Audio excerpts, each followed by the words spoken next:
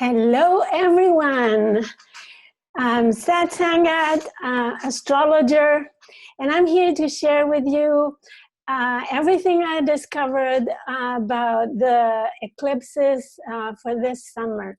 So I hope you enjoy and this is useful for you. I will do a PowerPoint presentation so I can show you some pictures and illustrate what I am talking about. So I wish you the best. Let's get started. I'm going to share my screen now for the presentation. So here it is. So welcome everybody to the summer eclipse season. We will have, this year total, we are having 6 eclipses. We had 2 in January.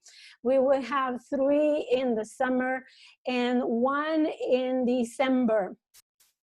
So pretty active. It's going to be a very significant year for everybody in the whole world. So I am glad that you decided to come to my webinar and get all the information, because everybody will need to know what's going on. So I am a professional astrologer. I read people's birth charts.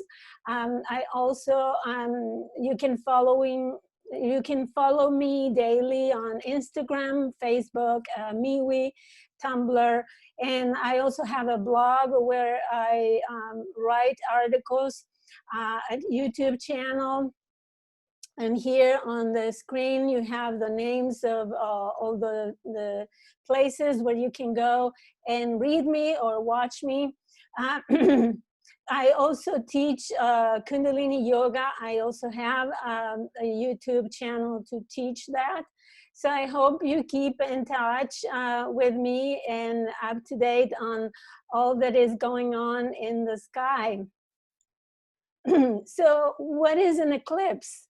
Right, because every month the moon has a cycle, right? It starts with the new moon and then culminates on the full moon and so on and so forth. But not every month do we have an eclipse.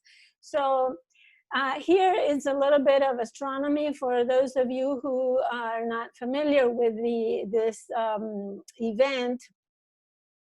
This phenomenon.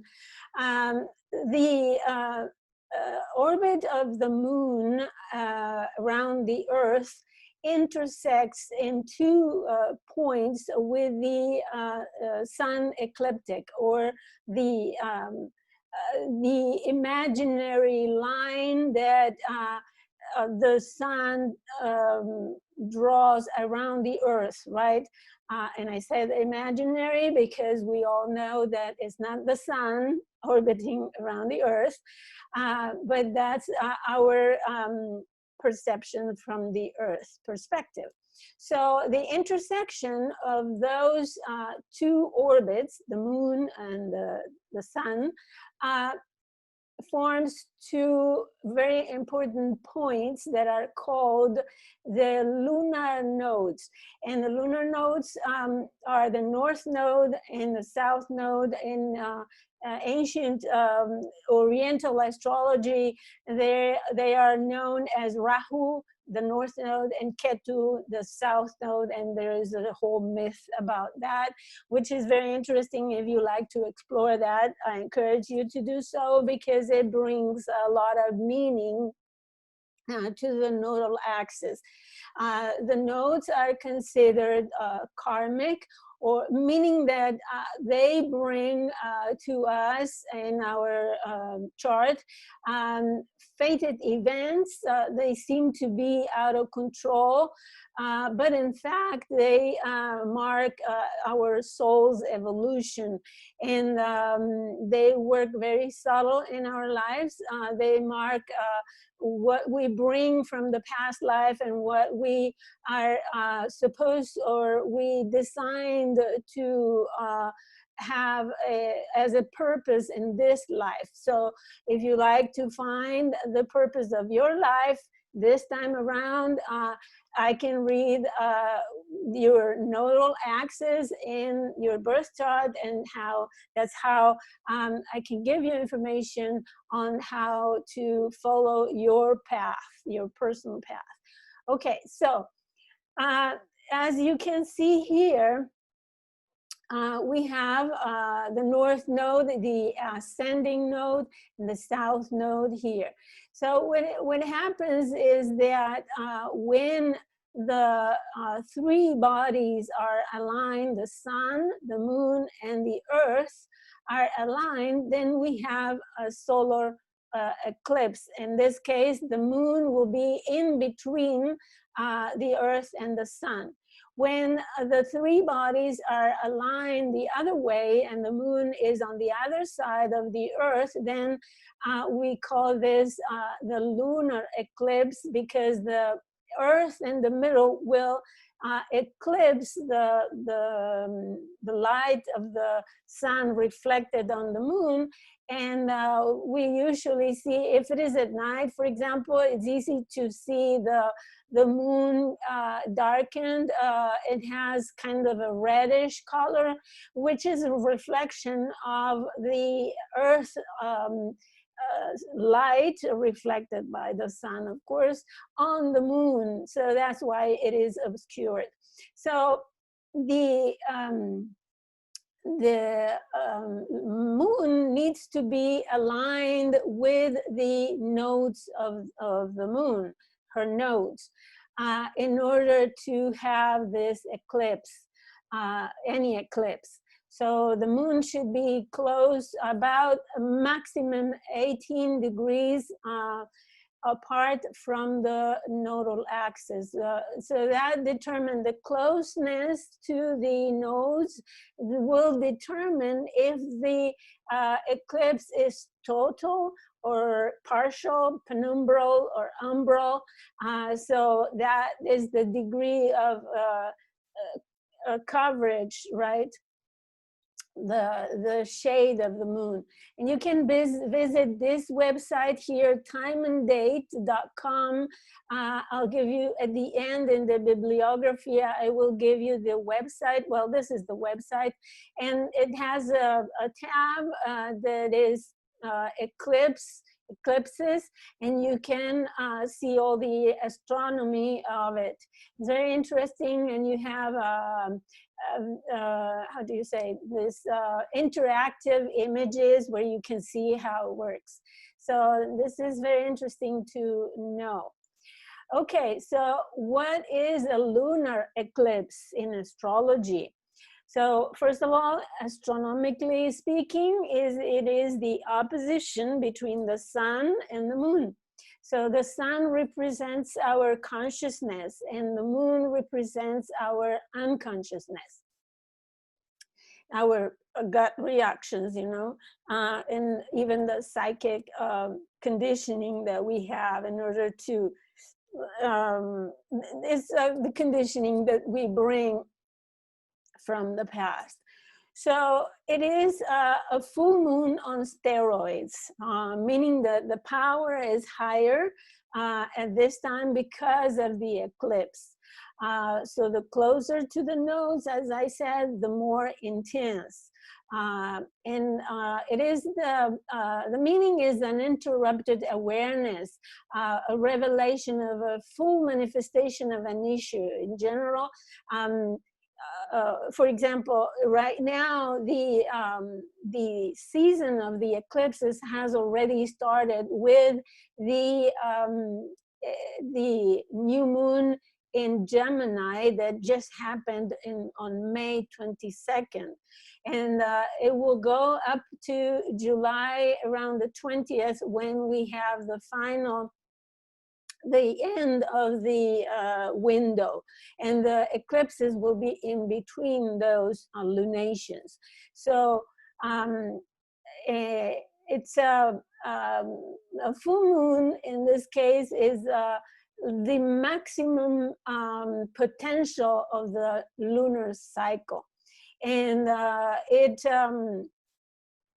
can be it can happen within the moon cycle, meaning 2 weeks after the first solar eclipse. But as I said, the lunar cycles, for example, right now we are in the cycle of the new moon in Gemini. That it can get completion when there is the full moon in Sagittarius, which is the opposite. But why do astrologers say that the power of the cycle lasts 6 months at least? It is because it has an effect for 6 months until there is a full moon in Gemini, so which is 6 months later. So for the eclipses is the same.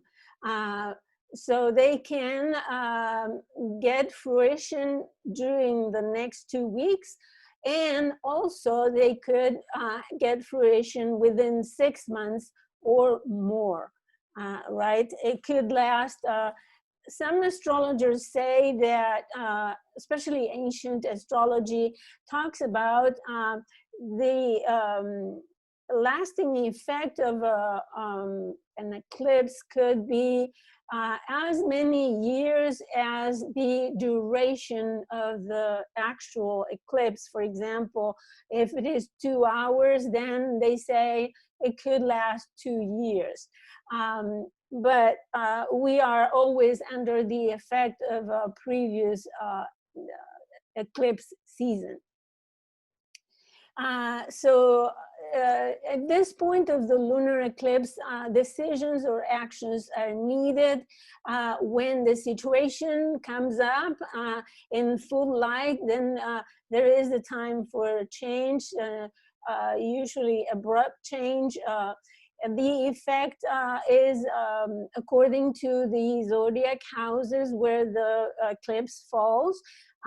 For example, if it is in your 4th house, is the area of home and family, etc. And when there is an opposition between the sun and the moon, there is usually a kind of relationship issue. Where there is a reception or projection, right? Mirroring another person that will show us what the situation is that we need to change or something like that. So usually it manifests in relationships. And there is an experience of raw, intense emotional depth. Either it could be joy or pain. It depends on the kind of eclipse that the lunar eclipse it is. So feel free to send me your questions if you don't understand something. I will be happy to answer them. So what is a solar eclipse then? The solar eclipse is then an interrupted conjunction of the sun and the moon. So this means that they're merging. The two of them are becoming one. The conscious and the unconscious have an awareness of each other. So there is the projective and receptive aspect of ourselves that come together. And we have a sudden awareness of something also. And it's also an initiation that is interrupted of a cycle, the moon cycle.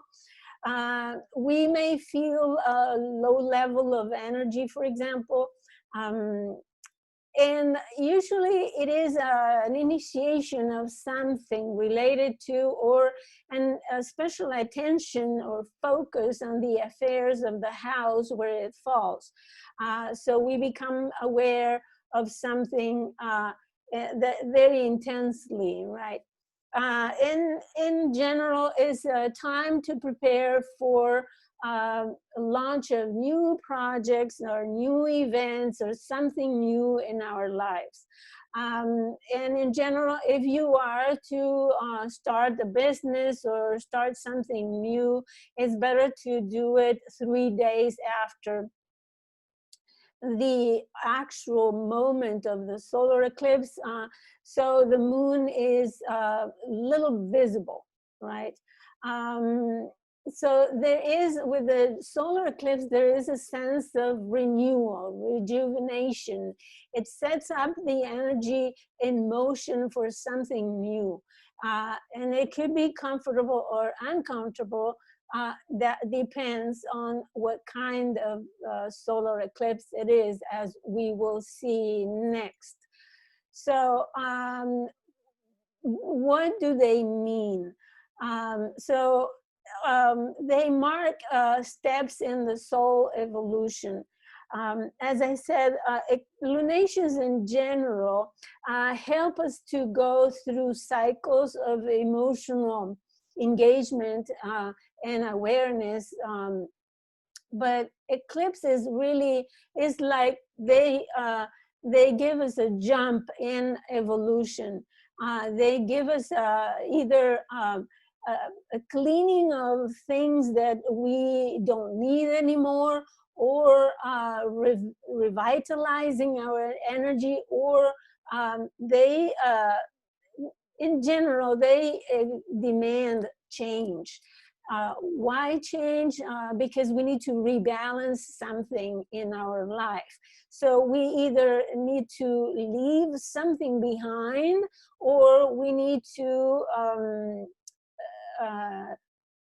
incorporate some new energy, or some new information, or new people, new places, things that are new to us, and we need to accommodate, right? We need to be in an uncomfortable zone in order for us to make the next step of our evolution. So the eclipses really lead your life journey.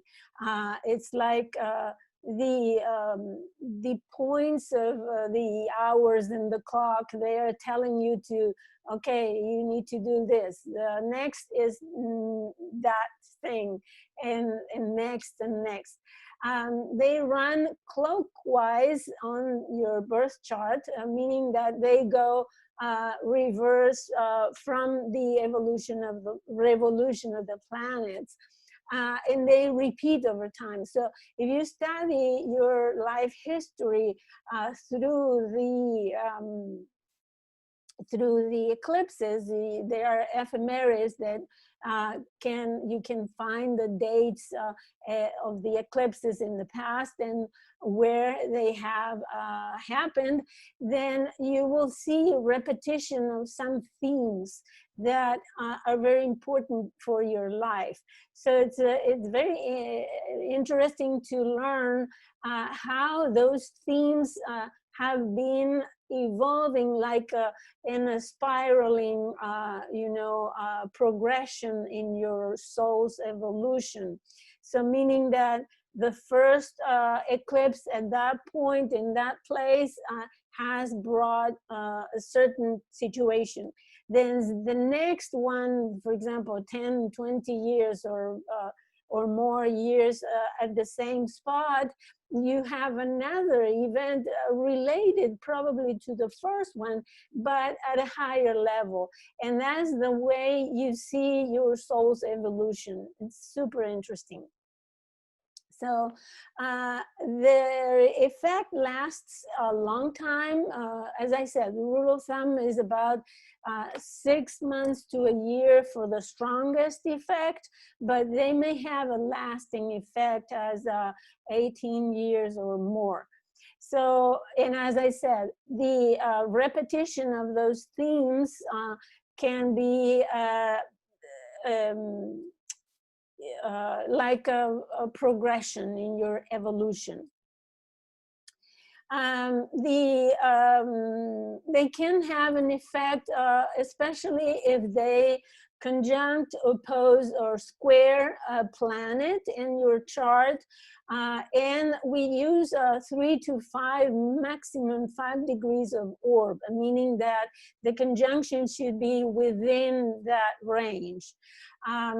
And they operate as cleanser, as I said, things that you leave behind or things that you incorporate to your life. So they're forerunners to change, to rebalance the affairs of that house where the eclipse happened. It could be unpredictable, right? There are things that you cannot foretell, but you can go back and study the themes of that kind of eclipse in your past life, meaning 10 years, 20 years ago, and you can see the same theme repeated. So that's how you can, for example, refer to a certain development that can happen in the future eclipses at the same point. So eclipses on the north node of the moon, or Rahu, right? They provide an inflow of energy. They are compared to the energy of Jupiter or Uranus even. It is very dynamic. Jupiter is expansive. Uranus is a fracture, a change that doesn't give you the possibility to go back. So Uranus is very drastic and sometimes traumatic. It depends, as I said, on the eclipse, and it depends if the eclipse is powering one of your natal planets. So it is considered luckier and more auspicious. The results appear usually in the physical plane of your life. They can be perceived as tangibly, something like move to a new house, meeting a new person, engaged, being married, or something very tangible. So it is a newfound power and strength. So it absorbs energy. You absorb the energy. So the experiences are perceived as more easygoing and positive. They are perceived as beneficial in general. They are expensive, as I said. They have the energy of Jupiter, and sometimes there are unexpected blessings, surprises, and things that are usually with eclipses are things that we perceive as out of control. So we do nothing in order to get those situations, encounters, events, right? And the person is set off out of the comfort zone. So for a lunar eclipse being on the north node, it positively affects the personal life, your home, your close environment, your security, and your loved ones, your family circle. Remember, the lunar nodes refer to the emotional comfort. And the moon, right? If it is a lunar eclipse, is a full moon on the north node, it energizes the significations and symbolism of the moon, which is your emotional life, your emotional foundation, and also your family life, your home, the members of your family as well. A solar eclipse on the north node demands embracing change. Oftentimes it needs courage to allow that inflow of new energy that could be overwhelming, as I said, with the Uranus. Unexpected, sudden, eccentric, something completely new that you didn't even dreamed about. It's very futuristic at the same time, very expansive. So sometimes it's overwhelming. And it really moves you from the comfort zone. If you, especially if you are not very prone, like if you are to change, right? Like if you are a fixed sign is Scorpio, Leo, Aquarius, Taurus. Those are signs that don't really like much change. They rather stay where they are. They have a hard time changing. And when an eclipse affects you directly, it really moves you out of your comfort zone. If you are a mutable sign, for example, Virgo, Pisces, Sagittarius, or Gemini, then you can be flexible, bend in a way that allows you adapt, you adjust. It is easier for those signs. And when you are a cardinal sign, for example, well, you start anew very easily. Cardinal signs like Cancer, Capricorn, Aries, and Libra, they have that change energy. Those signs are the signs where the seasons change, right? Is the change of the season, and is very determined to change, and they initiate very easily. So as I see, as you can see, different signs and different planets can affect your birth chart, the eclipse on your birth chart very differently. So that's why consulting an astrologer is important, because we are able to merge those meanings and interpret them in a way that make meaning, that are significant. Because there are lots of variation and lots of different energies that we need to consider in order to make an interpretation. Okay, so I hope this is not too much information for those of you who are familiar with astrology. You know all this beforehand, but I needed to do this revision for people who are new to astrology.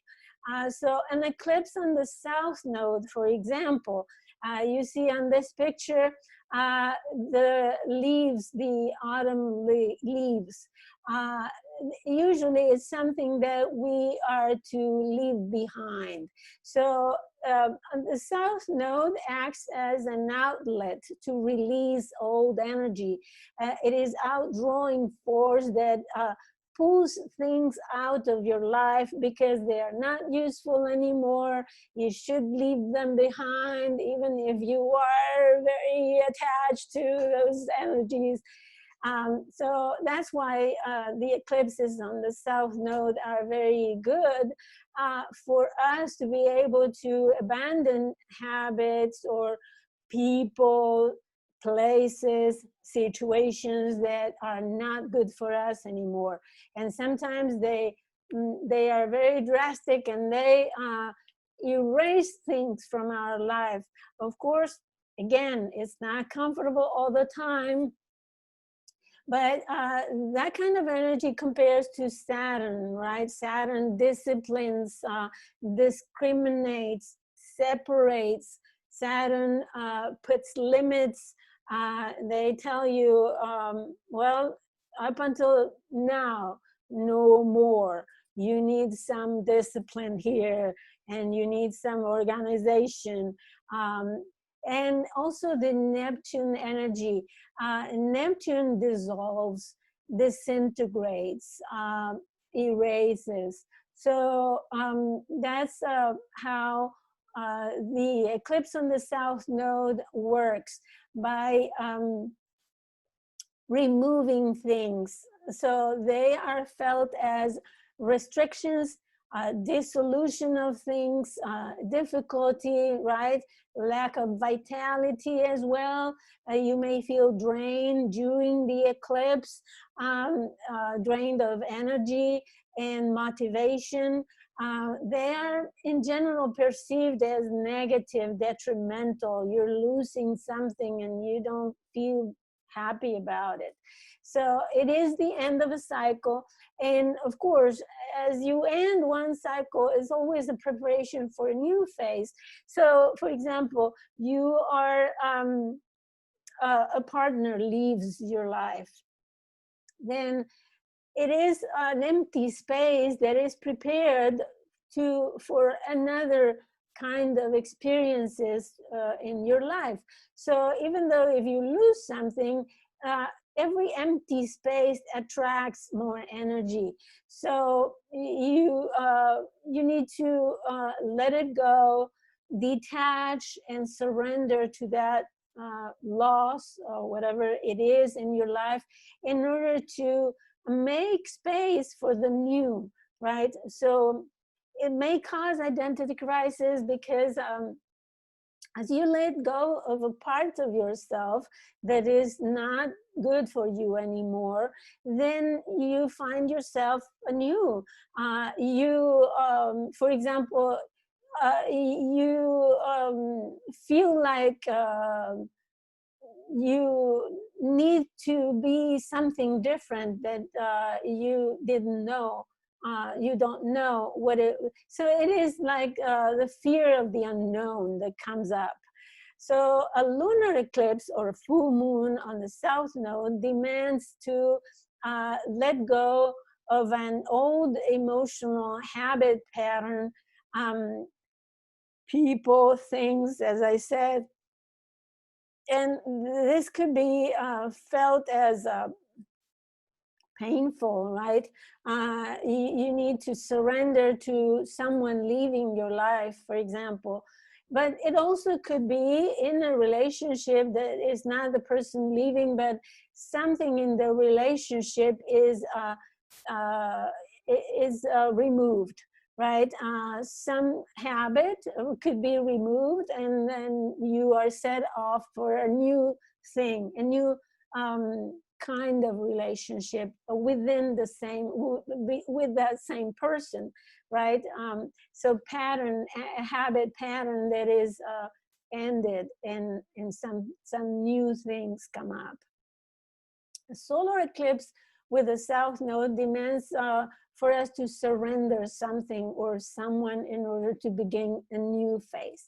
And as I said, even though we perceive that is detrimental, there is a loss, we may feel pain, there is a process, of course, to grieve for that loss, but it is something that it's not good for our soul's evolution anymore. So we should look at that that way, and it will be more positive, right?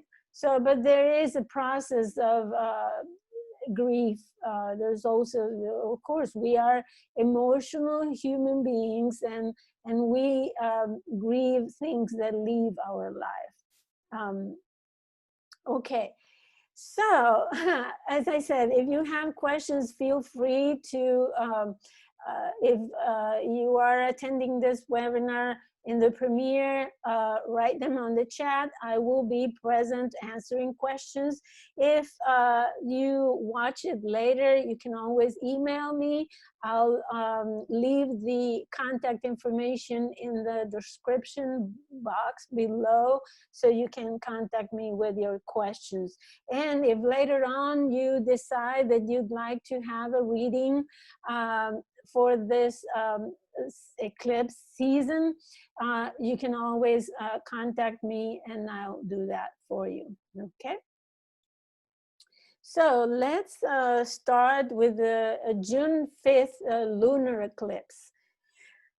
I don't stop finding good information. This is a rich chart and has so much information that it's going to take a long time, but I hope I can convey everything to you in order for you to get a whole picture. It's very interesting. So I'm gonna follow my notes so that I don't forget things. So as I said, this summer eclipse season started on May 22nd with a new moon in Gemini, which is not an eclipse, but it opened the cycle already. So the lunar eclipse is the full moon making the completion or the culmination of that May 22nd new moon cycle. So it is within the window, the eclipse window.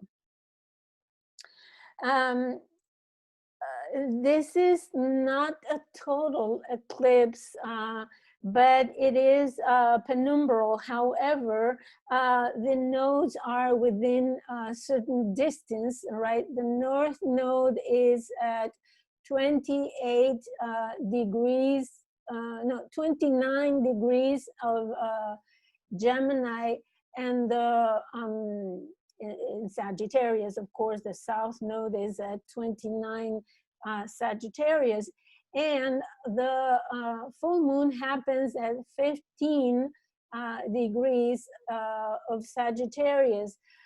The sun is in Gemini. And so it is about 14 degrees apart from the nodes. So it is within range. As I said, maximum 18 degrees makes a penumbral eclipse. So it is somewhat intense, and especially because of the significations that I will share with you now. So sun is in Gemini, moon is in Sagittarius. So let's first of all talk about the moon in Sagittarius.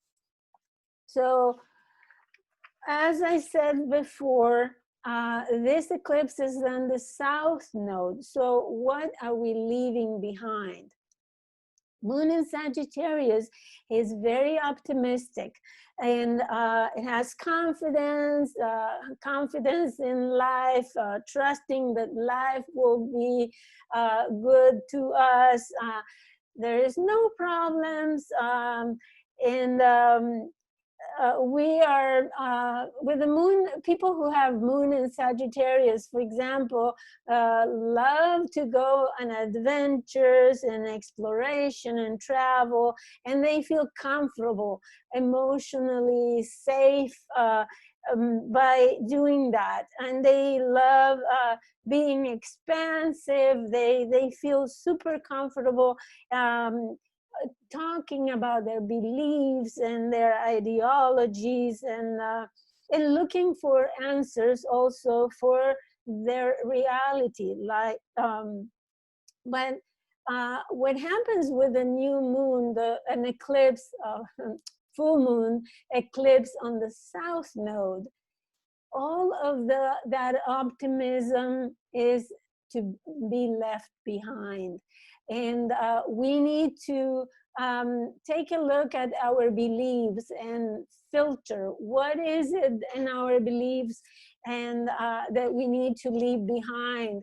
Why are we disillusioned about our adventurous feelings, and is a kind of a disillusionment of optimism. So it's not that we become pessimistic, but we realize that we are better not be too optimistic or to trust too much in life or in the good things of life.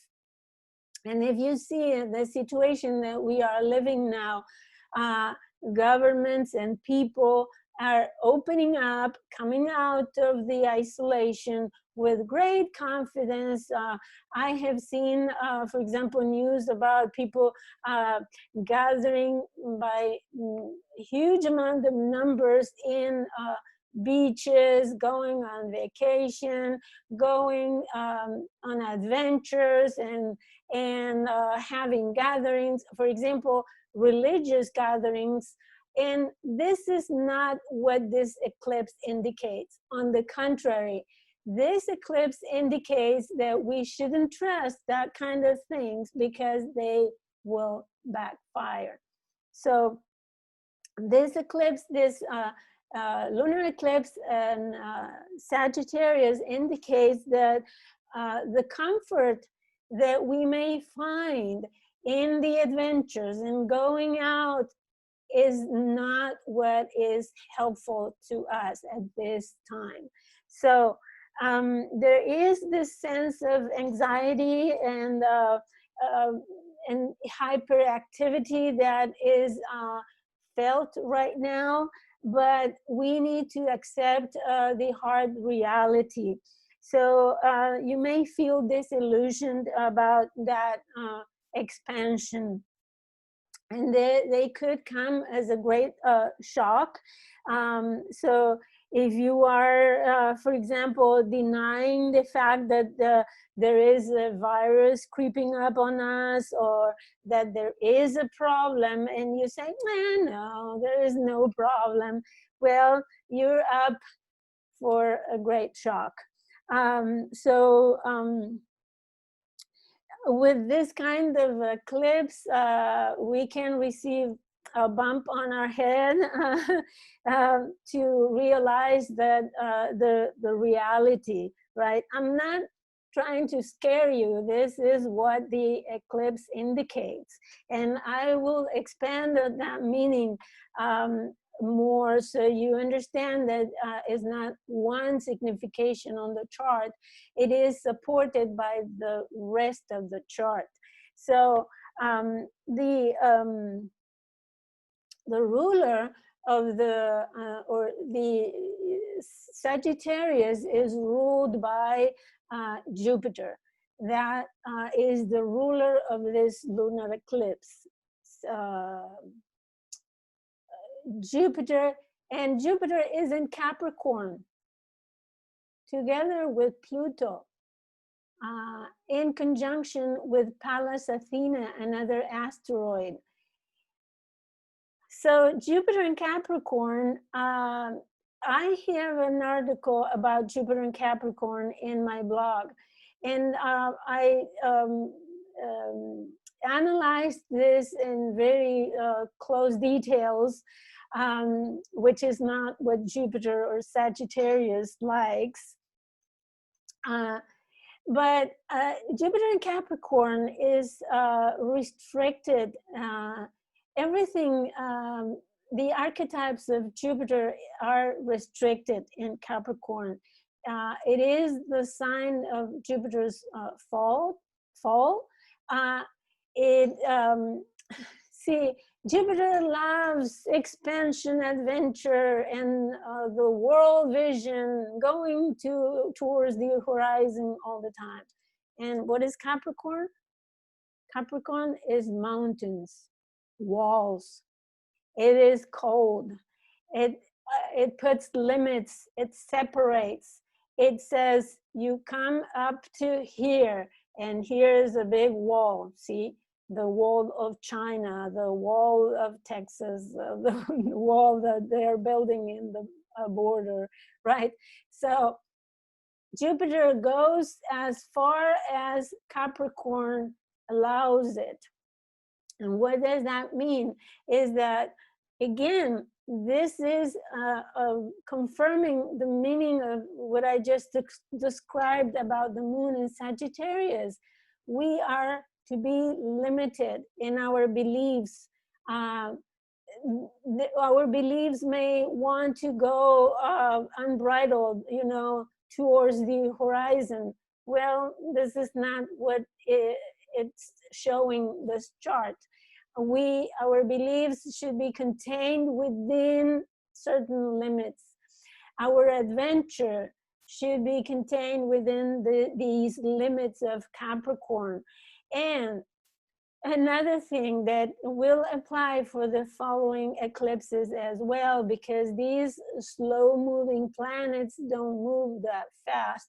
So they will be within orb or within close relationship as well in the other eclipses.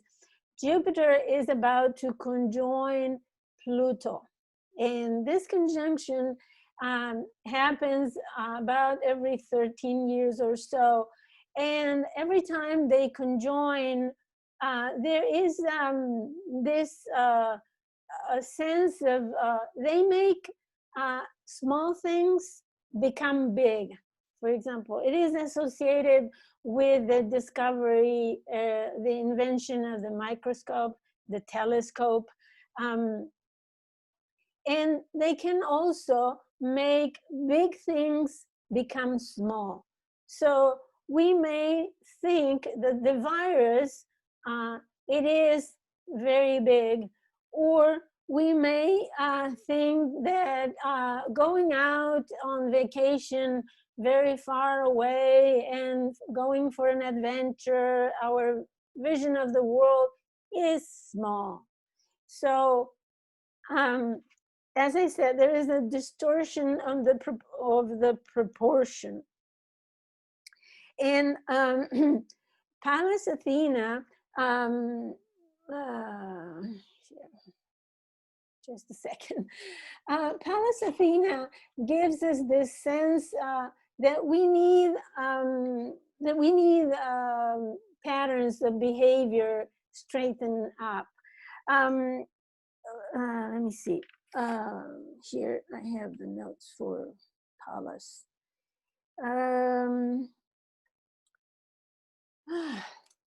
Just a minute. I have so many notes. So, Pallas Athena sees the underlying structures in the form.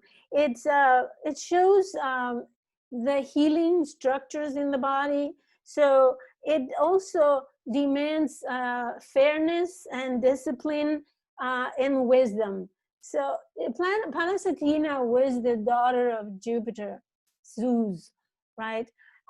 Athena was born from Zeus' head. So it is very intellectual.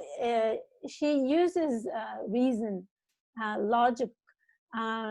She encourages us to use our discernment, our intellectual ability to make a good judgment. She promotes law, order, and so she is helping us to find our own authority, meaning that we need to judge situations from a common sense, from a vision of wisdom. So we need to call upon our wisdom in order to discern here. Discern, Capricorn is discernment. So we need to separate our hopes and dreams and our need to go beyond and the problem that we have at hand. Okay, so let's see what else. We have the sun in Gemini. So Gemini and together with Venus, right? The sun in Gemini is encouraging us in our social activity, our social life, love life. So we, with Venus there, we have the desire for social activity, for relationships, for love, for interaction with our loved ones. But let me tell you something very interesting about Venus. Venus is retrograde. And Venus just happened to have formed the star point. As she goes around the zodiac through the years, she forms a pentagram with a five-pointed star. And so following Venus is so beautiful. She is the lady of beauty, harmony, and love, right? And perfection in nature. So the star point in Gemini was at 13 degrees 35, which is very close to this sun and this lunar eclipse. So the Venus will also, every planet has also nodes.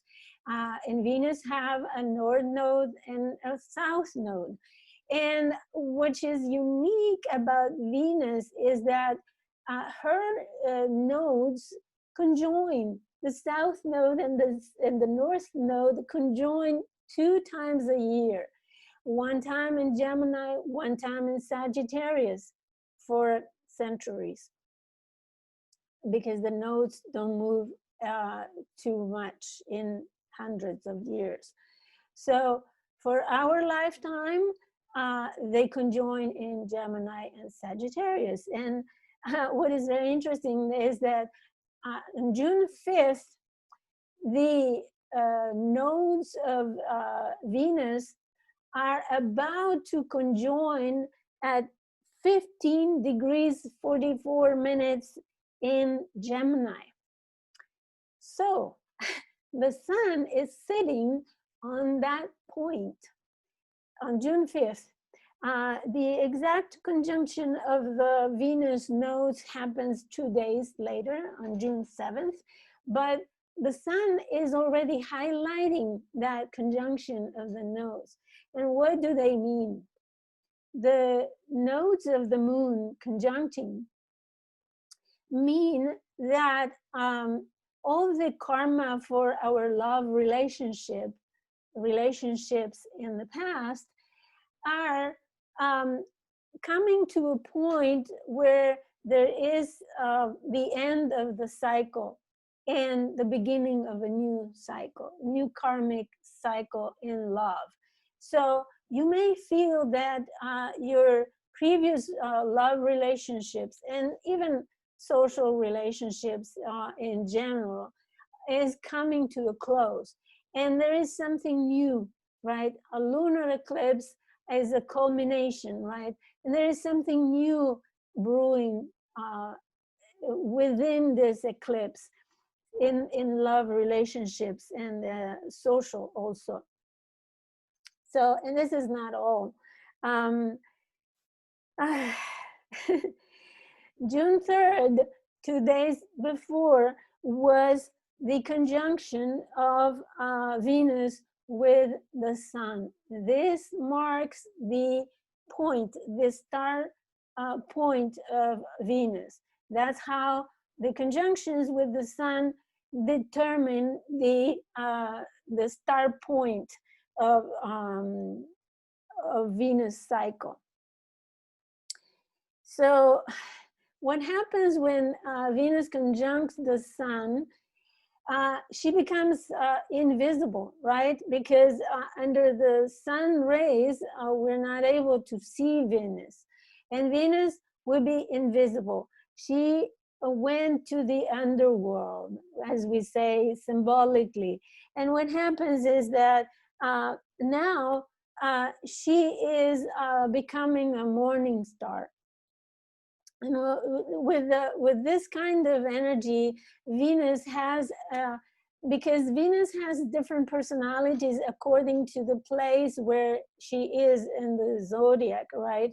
And you may have a morning star, you may have an evening star, or you may have Venus close to the star point, which has a very different personality. In this case, Venus is has a yang nature. more masculine, more warrior-like. She is very sexual, magnetic. She has this magic allure. She has this irresistible attractiveness, especially capable of profound healing. She is similar to Venus in Scorpio, for example.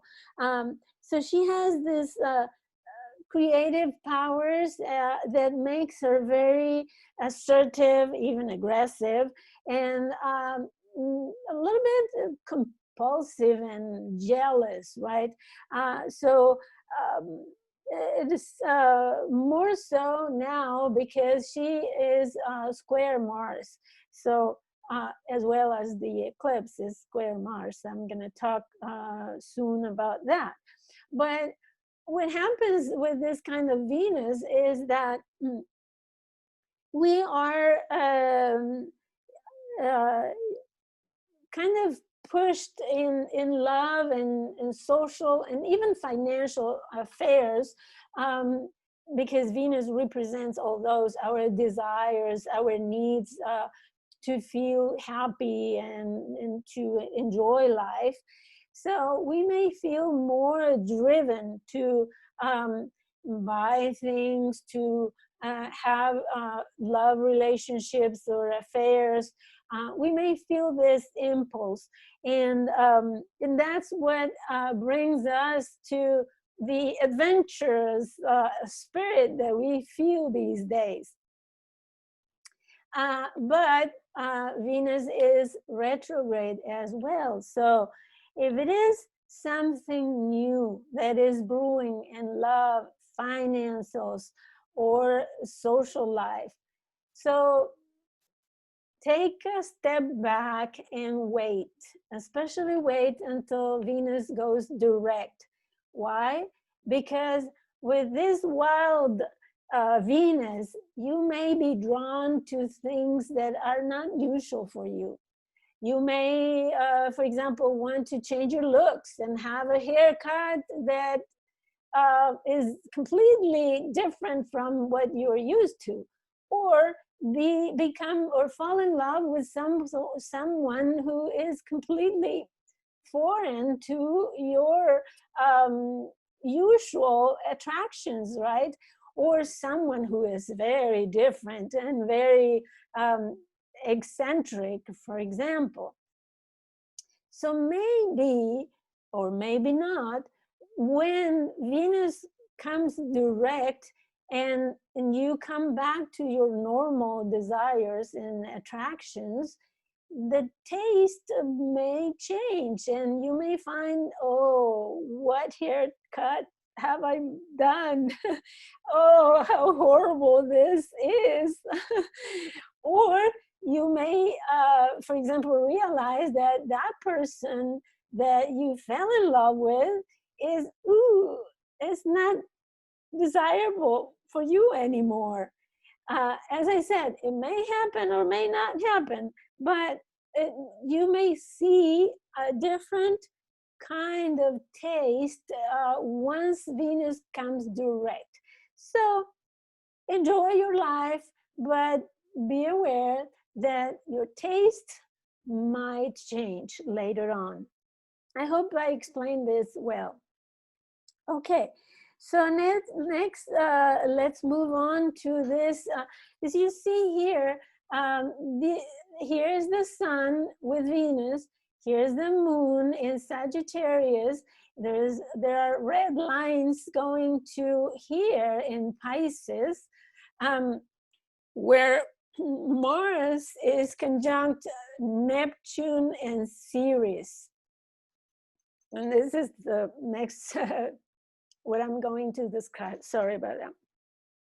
But before I do that, I need to point out that this is a mutable energy eclipse.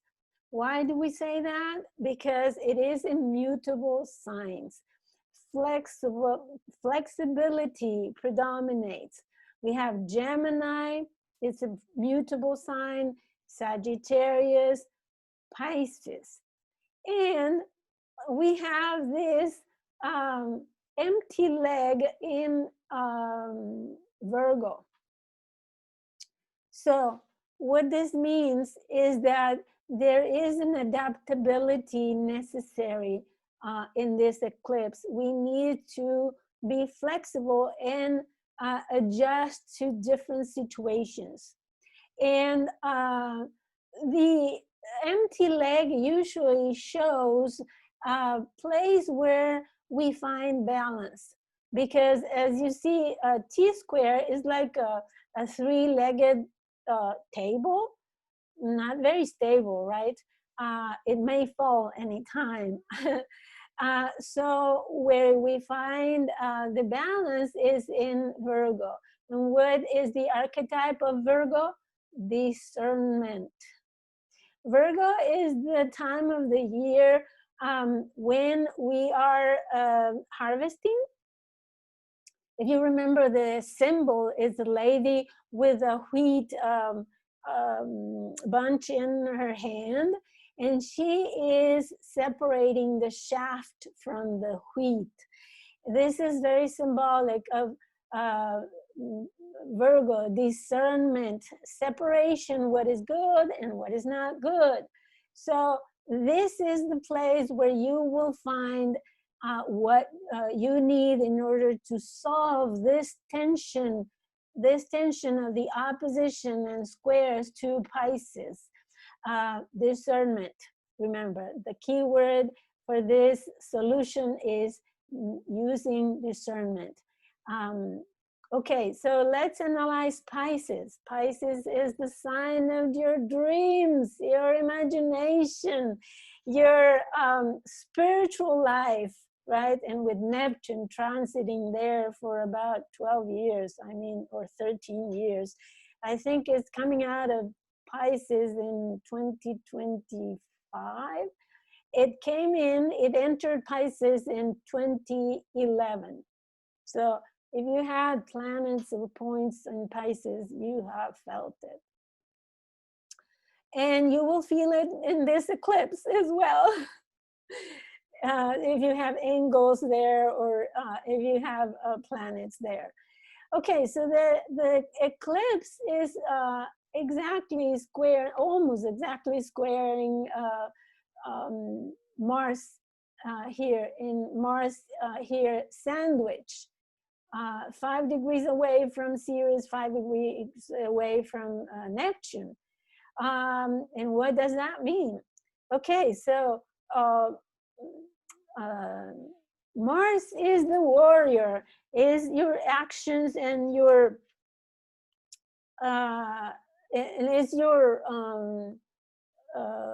willpower.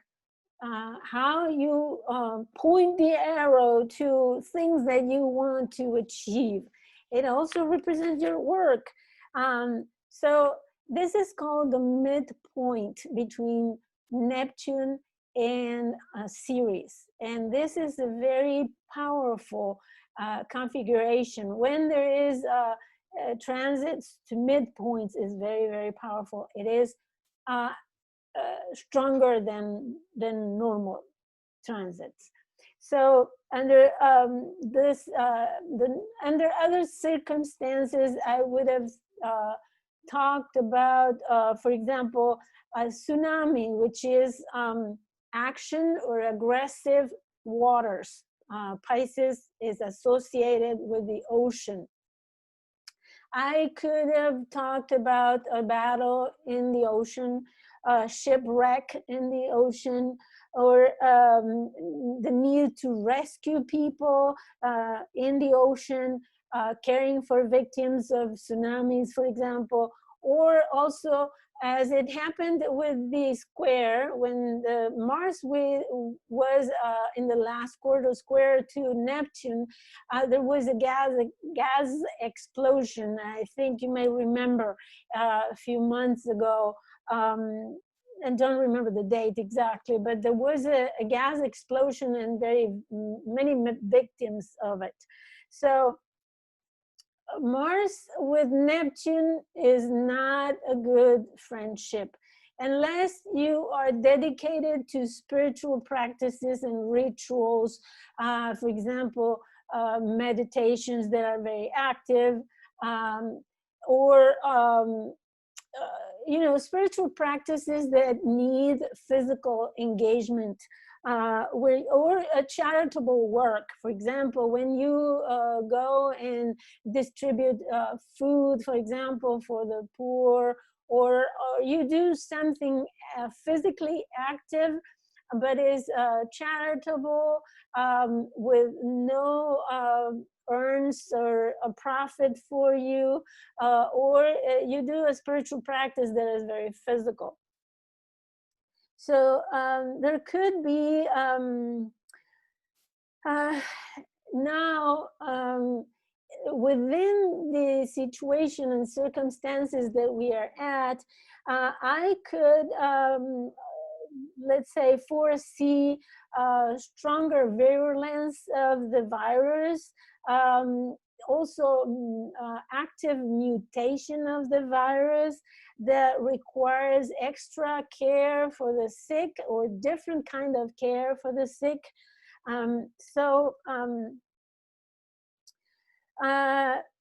That's one possibility.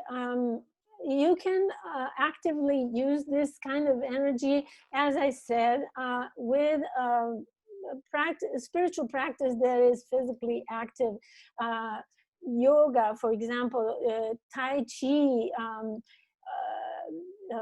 The other one is Qi Gong. So any spiritual practice that engages your muscles. So Ceres, this is a symbol, is an asteroid, is one of the biggest ones, and is very influential in our charts for nurturing. It represents, Ceres was the Demetra in Greek mythology. Demetra had to, her daughter Persephone, kidnapped by Pluto, right? And Demetra had to find a way to rescue her. And when she successfully rescued her, then her daughter came to life for 6 months with the spring and summer, and she had to go back to the underworld for the fall and winter. So Ceres represents the power of Earth, Mother Earth, and nature. So in this case, in Pisces, it's representing the nurturing that we need, physical nurturing. So having a Mars sandwich between Ceres and Neptune talks about the aggressive dissolution of our physical body that needs extra care, extra nurturing, right? So as you see, this T-square talks about us wanting to go out and be social and find love and the satisfaction of our desires. And then the precaution, no, says the moon, be careful, because here we have a threat. We have a virus that is mutating and rapidly, and Mars is very aggressive, and it also brings fevers. Mars raises the temperature in the body. Mars is aggressive, and it brings all kinds of pests.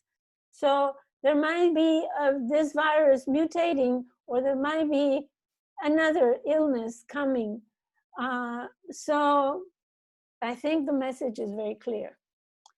And this is what this chart says.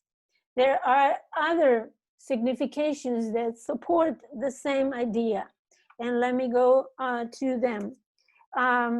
So the sun in Gemini is encouraging us to stay put. Remember, Venus is retrograde. So stay put, exercise caution. And also Gemini is associated with the hands because it's ruled by Mercury. Mercury rules the lungs, the hands, the arms, the legs, walking, running, biking, everything that we do with our extremities and the lungs. So we need to focus on finding our own authority, the sun, and find the information that we need in order to keep the social life going, but maybe it is better to stay with, for example, internet connections, right? Maybe we conduct our social life through the phone communications or any online ways of social media or something like that, or stay with our friends but with a distance, right? Jupiter is in Capricorn, keep your distance. So we may focus on short trips, Gemini, opposite to the South Node in Sagittarius, long distance travel, avoid it.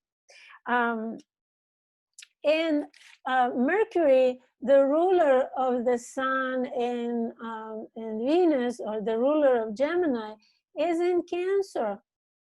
So Venus in Cancer associated with the lungs in a water sign. So the lungs may accumulate water. There may be an inflammation, right? Mars rules inflammation as well. An inflammation of the lungs, that they're accumulating water. Mercury also speaks about the hands, washing your hands with water at home, Cancer, home. And not only that, let me tell you something else. The North Node is conjunct Hygeia. Hygeia is another asteroid, and as the word root shows, it is the root of the word hygiene. She is having us, North Node, wash our hands, cleaning, disinfecting. Hygeia talks about health care, right? Anything related to health, it is significant. So you can see the repeated themes here. The North Node with Hygeia, we are supposed to be washing our hands and taking care of our health, especially since it is in Gemini, hands, lungs, breathing, right? And Vesta is another asteroid. Vesta was the goddess archetypally associated with the keeper of the hearth in the temple. And in the hearth, there was a fire. And the virgins dedicated the 31st years of their lives in order to consecrate they were devoted to virginity in order to keep the fire burning in the temple. They were invested, right? Vesta, that's the root of the word investing, invest. And so we are invested in doing what the North Node is requiring in Gemini, investing in our and the security, the safety is in Cancer, zero Cancer. investing in the safety in our families, in our homes. We are to keep our family members together, to take care of them, to be comforting them, to keep our security, and to do it ourselves. We shouldn't be waiting for authorities outside of ourselves to tell us what to do. We know that we need to take care of our families. So what else? There is a lot to say about this. If you there is an in conjunction with between Chiron and Uranus. Okay, so you can find more detailed information in my daily on Facebook for, I think, May 26th. But in summary, with this in conjunction between 8 degrees Uranus and 8 degrees Chiron is that they are finding alternative ways of healing and possibilities to apply different kinds of methods of healing. And both Chiron and Uranus talk about waves, energy waves, for example, Reiki, psychic healing, energy healing, any kinds of waves. And also we need to rise the vibration of our bodies, keep love very active in our lives, love ourselves. That raises the vibration. Optimism and a positive attitude towards our body, right? Don't hurt your body by giving it foods. For example, that foods, Taurus, Uranus and Taurus, foods there are detrimental for your health. Make sure that if you have diet habits or anything that you ingest that is detrimental for your health, make sure that you take the necessary measures in order to protect your body.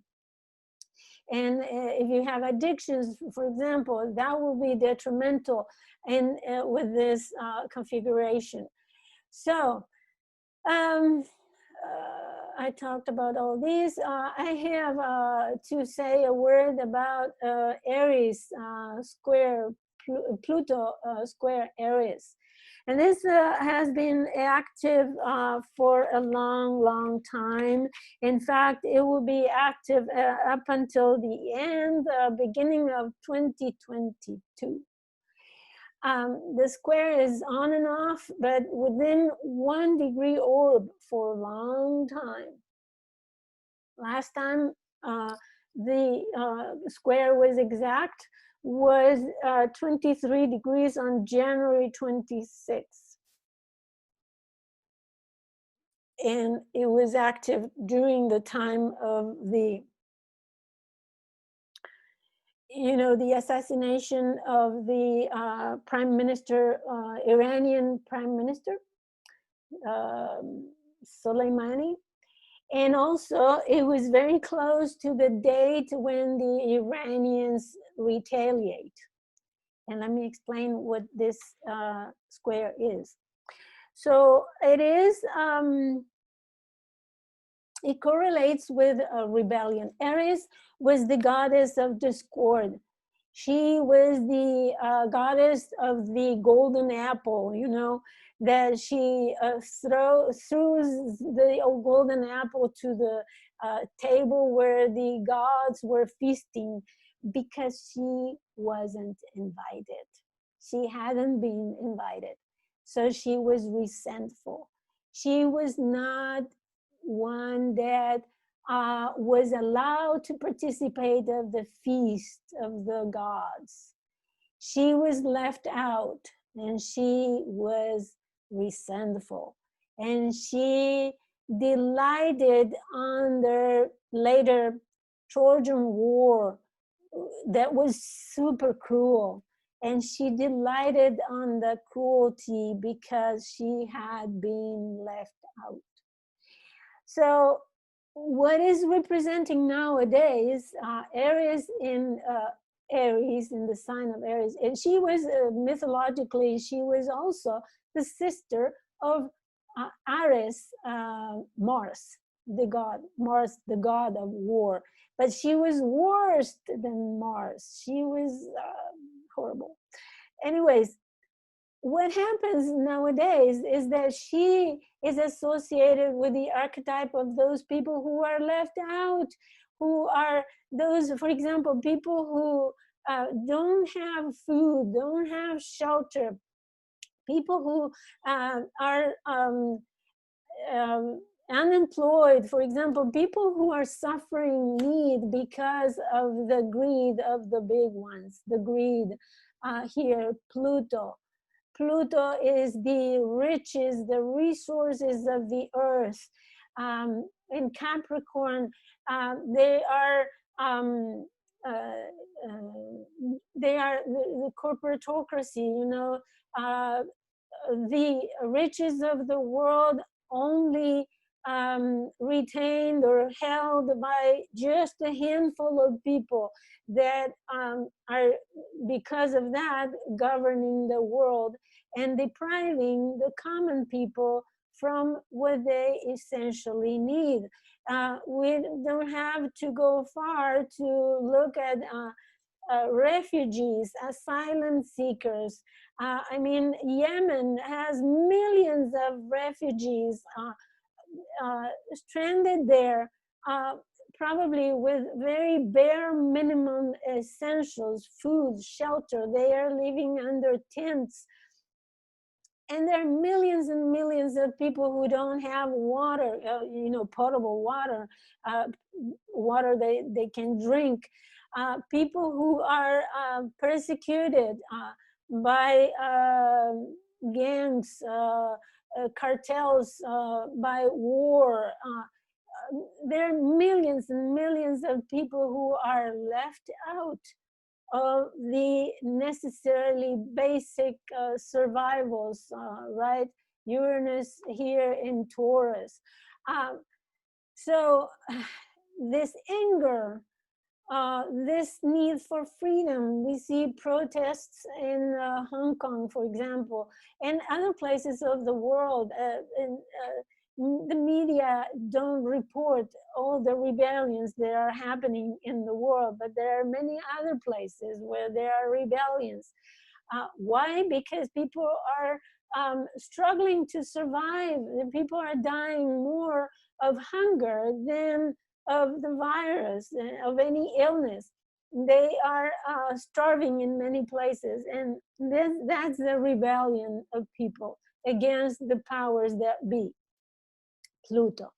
So we will see, and we are already seeing, as I said, the square between Pluto and Aries is going on since a long time before. I mean, 2018 probably, and it will go until 2022, far into 2022. So we will see more of that. And let me, if you like to take note of these dates, June 14th, 2020, December 10th, 2020, August 27th, 2021, and October 9th, 2021, they will be in exact square again and again and again. In those dates, you will see rebellions coming out, and probably very bloody clashes between the powers that be and the common people. It is very sad, but this is what is happening at the moment. Okay, So there are a few more details that I would like to share with you about this eclipse that will also apply for other eclipses, the other eclipses coming up. I'm gonna wrap up the conclusion afterwards. There, let me show you again the chart. Here we are. Okay, so Mercury makes, it's a 9 degrees Cancer, as I said, taking care of the hands at home. But it's also sextile Uranus in Taurus.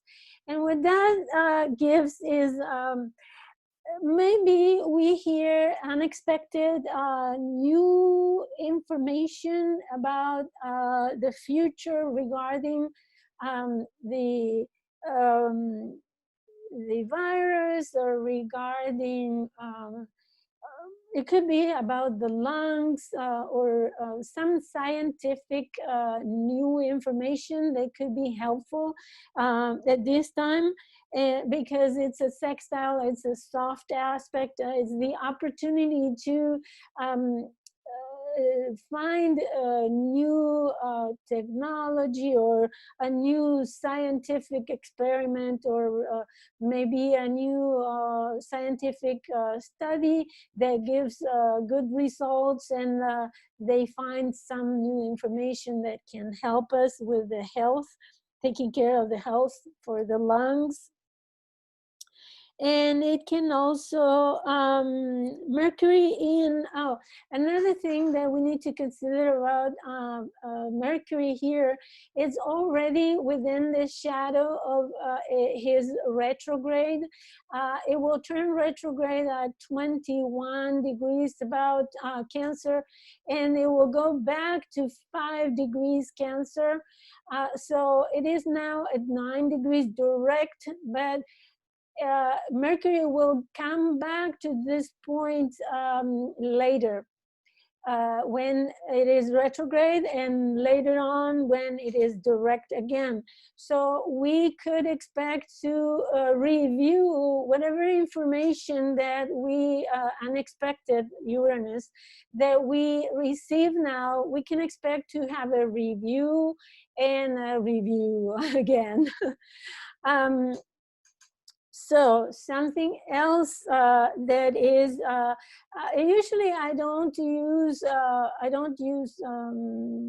the fixed stars, but I decided to take a look and see what was there.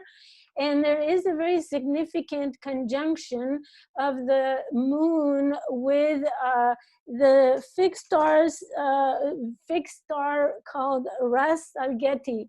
Ras Al-Gheti is the Arabic name for the head of the kneeler, because it is in the constellation of Hercules, and Hercules is apparently kneeling down like this.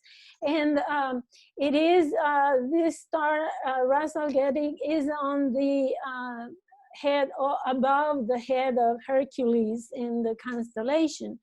And what it says is that there is a kind of irritation because of our boldness, being having this very strong drive to power, Hercules, you know, and it's in the head. So it is an intellectual boldness, strength that we are manifesting this, that is giving us irritation, because we probably need to surrender instead, and to kneel, you know, to come to our knees and recognize that we are not that powerful, that we need to surrender to higher powers, and not being so proud. You know, Hercules was the hero, the strong, powerful hero, and we probably need to surrender, to come to our knees. So it's not a good image, but I thought that that was supporting the other interpretations. So as you see, there are repeating themes in the eclipse. And there's a lot of information that we can keep, finding. One of the other details that I found is that the sun at 15 degrees 34, right, is sitting on the north node of Uranus. North node of Uranus. As I explained before, the nodes of the planets also represent the karmic baggage or the karmic focus of the energy of that planet. And what it does, Uranus represents the future, innovation. It represents liberation. It represents, it's the Lord of the sky, of the heavens. So it represents our intellectual expansion. It represents the finding the higher mind, but the mind that is objective, scientific, that is logical. So being the sun, our inner authority, being on top of the north node of the planet Uranus, means that we need to find our own authority in our intellectual discernment, in our the logic of scientific proof of things. And also it also represents the liberation of our human identity, right?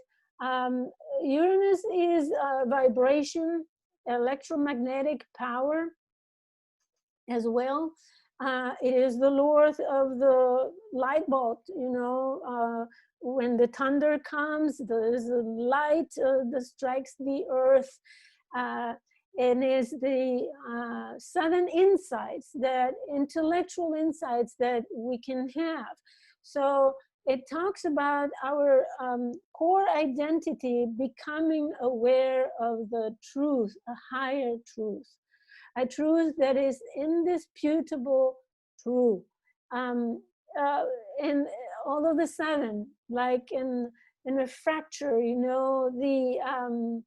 this Rumi, it reminds me of this Rumi quote that says, it is through the gap, the crack, right, the light comes, the light enters. And there is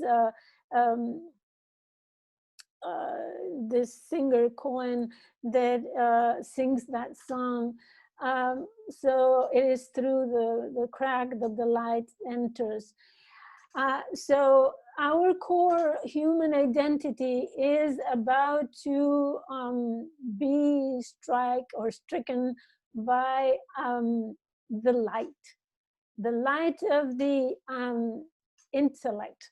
And we will have a sudden understanding of how we can liberate ourselves, and also speaks about the future. Uranus is a futuristic archetype. Its signification has perspective into the future. So all those significations are now incorporated to the sun, which is our core, who we are deep down spiritually, the deepest part of our soul. Okay, to wrap it up, we need to become aware,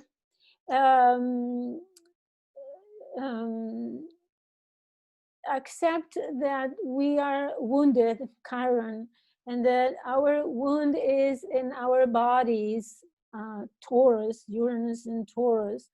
And we need to find alternative ways of healing, and also be aware that even though we might want to go out you know, and do whatever we like, we need to still keep wisdom with us, right? Is the solar eclipse June 2021. You have the dates and times here. Hopefully you have a good look at them. The sun and the moon will be at 021 Cancer. They are conjunct here at the beginning. 0 degree is together with the 29th. They are called anaretic degrees, and they are very powerful because they concentrate the energy of a sign. So they in conjunct Saturn at 040 minutes Aquarius. You see it here, 0. Is retrograde, so Saturn will soon enter Capricorn. So it is also conjunct Hygeia again. And we have the Pluto Aries square still active. Vesta is now square Chiron, and Chiron is semi-sextile Uranus, and this is the same that I already explained. Mars sextile Jupiter, and Pallas Athena is conjunct Jupiter and Pluto more exactly even than in the previous one. Of course, the 3 of them are now squaring Aries. So let me explain most of these aspects I already explained in the previous part of the previous lunar eclipse. So this is a solar eclipse on the north node of the moon.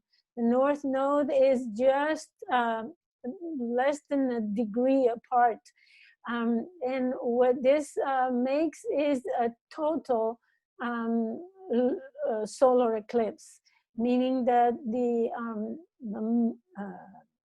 moon and the sun will be almost completely conjunct. You can go to timeanddate.com, I think, to see the interactive representation of it. It's very interesting. So this is the most potent eclipse in the season because it is so close to the north node. It should be perceived more positively, as I said, because it is in the north node. But another thing that is very significant is that it is just 9 hours after solstice, which happens on June 20th in the afternoon here. So 0 degree Cancer.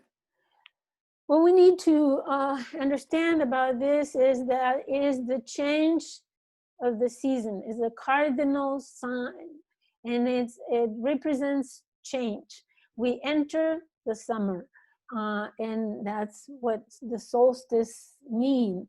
A solstice is the longest day in the year, where the sun has traveled the farthest possible, right? And now it is from that point that it started coming back. So this is a very significant degree in the zodiac because it is a changing of the season, and it's called also the world points. They are called the world points because of this, and is a very powerful change, right? As I said, the sun has reached the point where it doesn't go farther. It can't go farther. It needs to come back. It is the point of no return, or of no going farther. It is the farthest that can go. So it is very powerful for the meaning of Cancer. And let me tell you that for a year and a half or so, we have had the nodes and the axis of Cancer and Capricorn. And if you look back, what are the lessons that you have learned in these signs? It depends on what house these signs fall in your chart. Suppose that they are the 4th house and the 10th house, right? Then your lessons were about your the opposition of your private life and your public life. If it was, for example, in the 1st and the 7th house, it was the polarity between you as yourself and the other. It could be your partner, or it could have been any business partner or any other person, right? It represents that kind of polarity and the lessons that you have learned in that polarity. So if you request a reading, I will analyze that in detail for you. So far, we have had the nodal axis and all the eclipses in the polarity of Cancer and Capricorn. And what that means is that with these two last eclipses in that polarity, Cancer, Capricorn, we are finishing, wrapping up the lessons. This is the culmination of that eclipse season, right? Cancer, Capricorn. And this is the ultimate result of your lessons learned.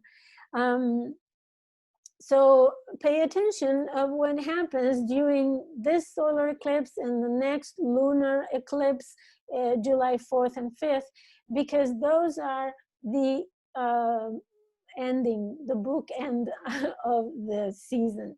And it usually has to do with safety, security, because the Cancer Capricorn axis focused on how we find comfort.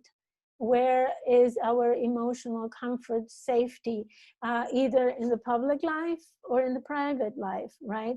In the private life, we learn how to keep safe within the walls of our home and within the relationships of our family. In the public life, we expect, for example, the government to provide security in our social life. And you have seen all of this taking place during the last year and a half, and more so since January this year. So the ultimate lesson was, where do we find safety, comfort, emotional security? And I think the lesson that we have learned so far is that North Node in Cancer, that the best possible safety, we find it at home. Isn't it true? Because now if you go out in society, you are risking your security, your safety, the safety of your own life. Okay, so again, we have the eclipse here. You hear Hygeia. Hygeia, it is conjunct by 3 degrees, less than 3 degrees to the solar eclipse. It talks very loudly about taking care of our health in order to keep safe, right? And what does that idea mean is that we need to wash our hands and keep breathing healthy air.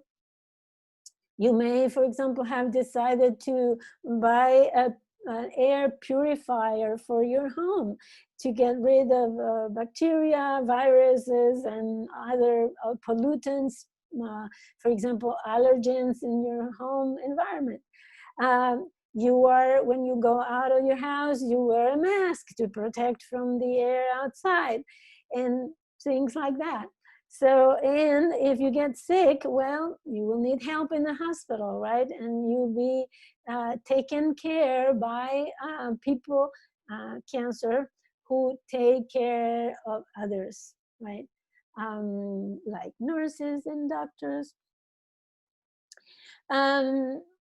Again, I'm gonna talk about Mercury is already retrograde by June 10th, 20th and 21st. He is now retrograde. You see a small R here. It's retrograde in Cancer. Is already at 14 degrees, and it is trine Ceres. So remember that Mercury is the ruler of the North Node in Gemini. So again, the same archetypes that I already described. But again, trining Mercury retrograde, trining Ceres, it makes for the information that we need in order to nurture our health and our bodies, right? Remember, Ceres is nurturing and taking care also, which Mercury in Cancer always will tell you what you need to do in order to keep safe, to keep healthy, right? It will never say, oh, go and get drunk. No, it will say, oh, try to get rid of your addictions, right? Mercury in Cancer is always talking about nurturing people, taking care of people. Okay, it also in conjunct, as I said, Saturn. So here we are learning to be mature, to have self-restraint, and also take responsibility for ourselves without expecting outside sources to tell us what to do. We need to become our own authority, to see the practical benefits of the safety regulations, social distancing. Saturn in Aquarius, social, Aquarius, distancing, Saturn. So we need to learn patience. Saturn respects also respect for the terms of the reality. That reality is imposing on ourselves. And make a good planning, good organization. We are learning to use critical thinking to govern ourselves, and to make a wise assertion with maturity, right? Becoming an adult at whatever age you have, you are. Now we're facing reality the hard way, right? By fear. Saturn is also fear. And we might prefer isolation to taking risks. And instead of seeking proof and justification and trying to find the origin of the virus and you know, so many conspiracy theories that have been roaming around, it doesn't really matter. What matters is to come back to our here now environment, where see, Venus is already no, it is retrograde still, but Venus is in Gemini. Our values are here now in the environment close to home. So we value everything that is around. We shouldn't go Sagittarius roaming in far away places. Our reality will be here now. And we we may not like the barriers, the safety measures or whatever it is, but we need to adjust and not being so skeptical of, you know, apparently scientific guidance. We never know.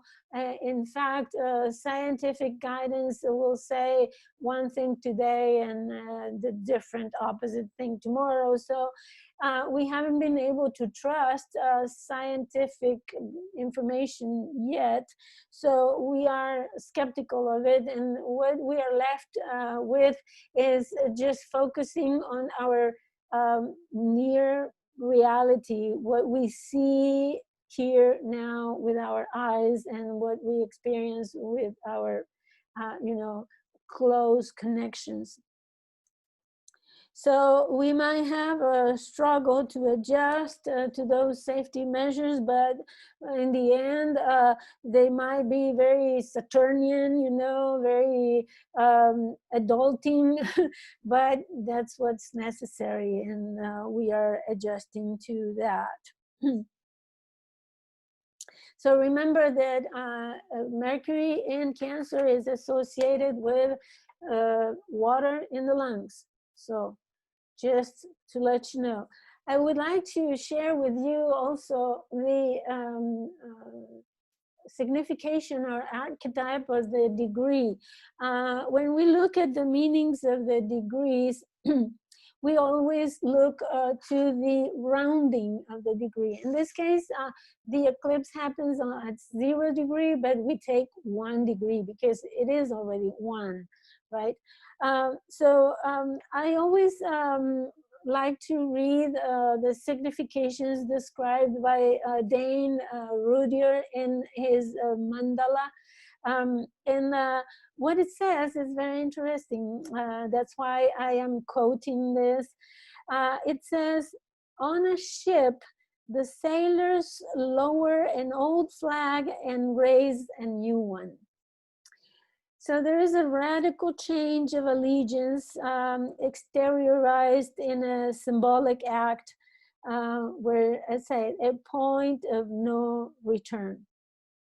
So this is a moment of crisis in action. Remember, Cancer from 0 Aries, which is the beginning, you know, the springtime. Cancer is the first quarter square in the phases of the moon and any planetary phases. The first quarter square is associated with the crisis in action, is the moment where we are supposed to be forced to take action in order to do something that we started in 0 Aries, right? And it's the time when we really do something about what was started then. And as I said, is the solstice. It's the ship's symbol. It represents, the ship symbol represents the ego consciousness floating on the vast unconscious. And is the individualized will that makes the basic decision a reorientation. So we are changing course here. That's the main idea. So probably what will happen is that after the opening of the economy and the will to go back to normal, you know, we now discover that that was not a good idea, and then we need to go back and change course. We also have Vesta, as I described, remember the goddess that kept the fire of the hearth in the temple. She is trining now, together with Mercury, she's trining Ceres. And she is squaring Chiron. So with the trine to Ceres is an opportunity for us to invest in nurturing ourselves, right? And also being careful about this virus mutation that is going wild. Especially where I heard news from South America where the virus is mutating so fast that people are dying like flies. You know, it's incredible. So with a square to Chiron, it emphasizes this, the need to soothe the personal vulnerability that we have, and by caring effectively for ourselves and for others, right? Vesta wants to be needed in Cancer, and she wants to be of service, right? Keeping the fire, the home fire, in keeping that the power of safety, home safety. So we probably will be back home in isolation by then, if we are wise enough. So she maintains that fire with the greatest responsibility and commitment, even sacrificing, as I said, Vesta was the virgin that sacrificed the first 30 years of her life and desires, especially, you know, sexual desires, in order to be compassionate, to provide compassionate healing for others. You know, the fire in the hearth was the source of life. You know, if you don't have fire in the kitchen, you can't cook, right?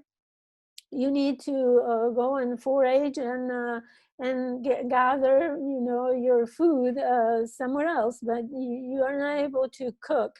So fire was represented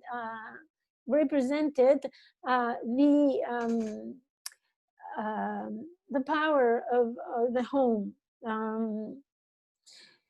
So sometimes Vesta in Cancer may represent, squaring Chiron may represent the consecration of those healthcare providers, professionals that are in service right now in hospitals and places of consecration, you know, charity and helping others in healing through compassion.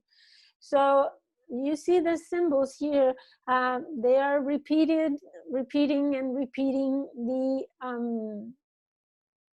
the theme. One more thing that I would like to point out, and it was effective in the previous chart as well.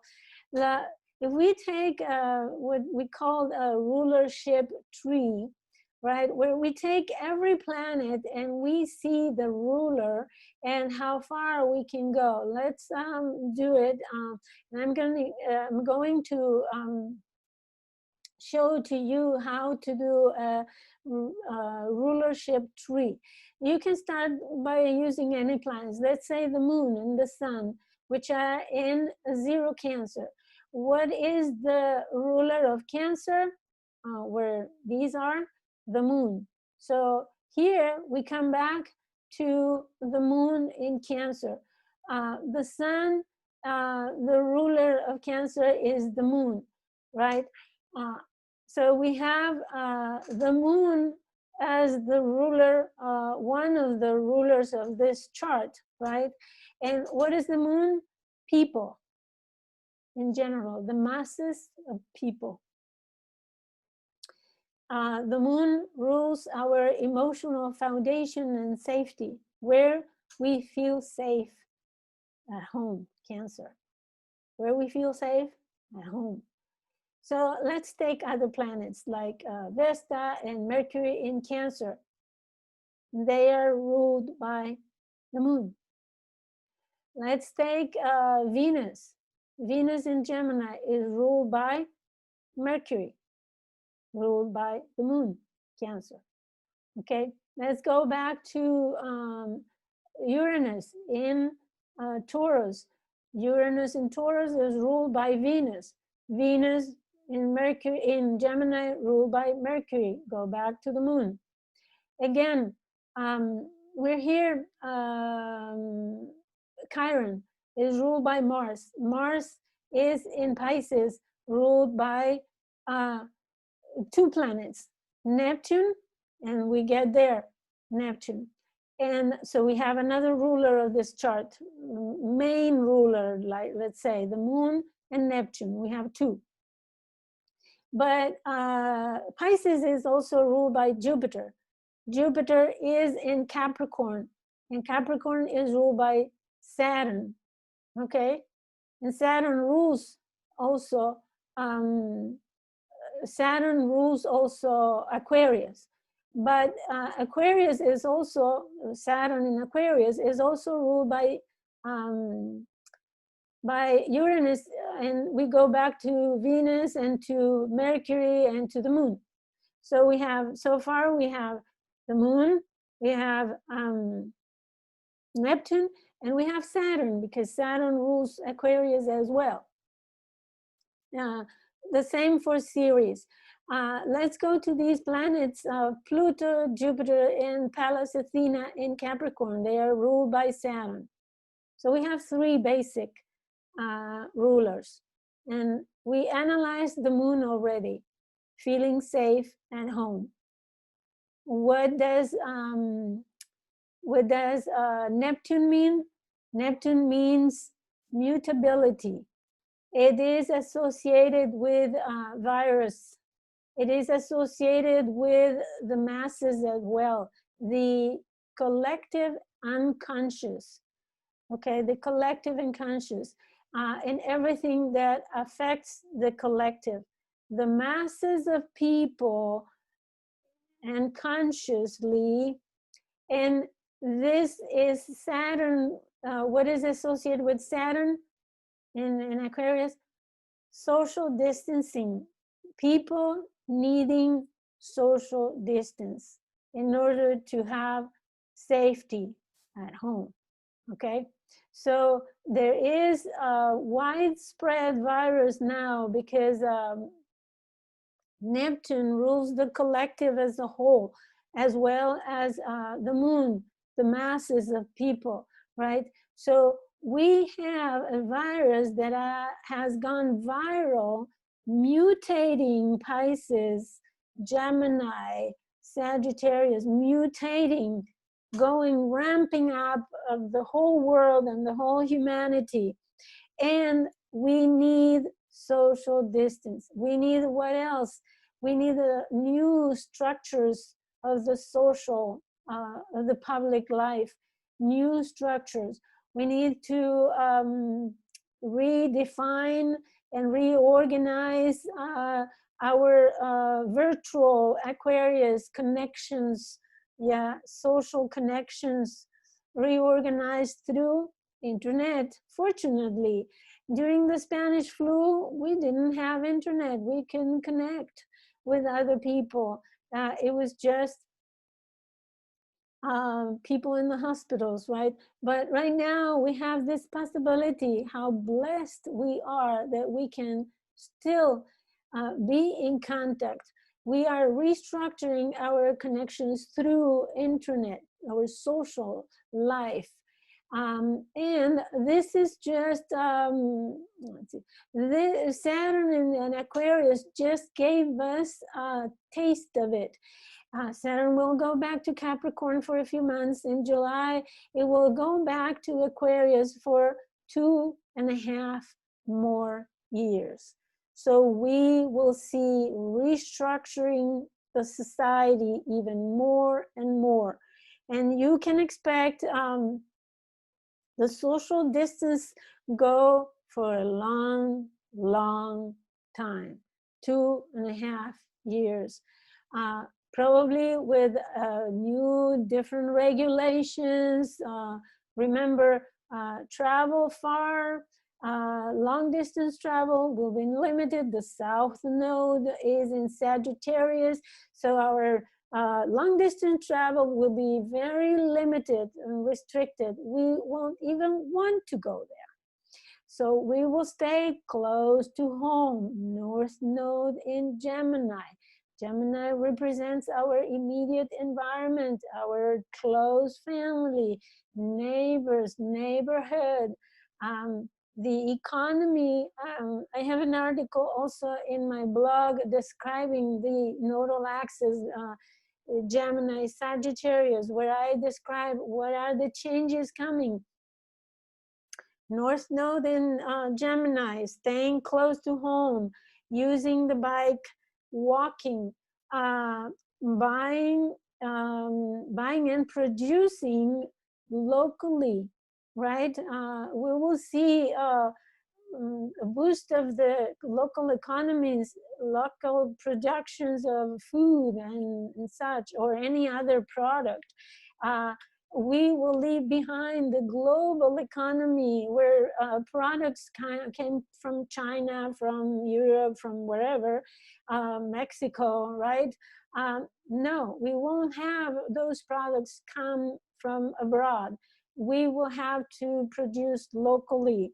So that gives you a hint of where the employment boost will be. Local, in your city, nearby.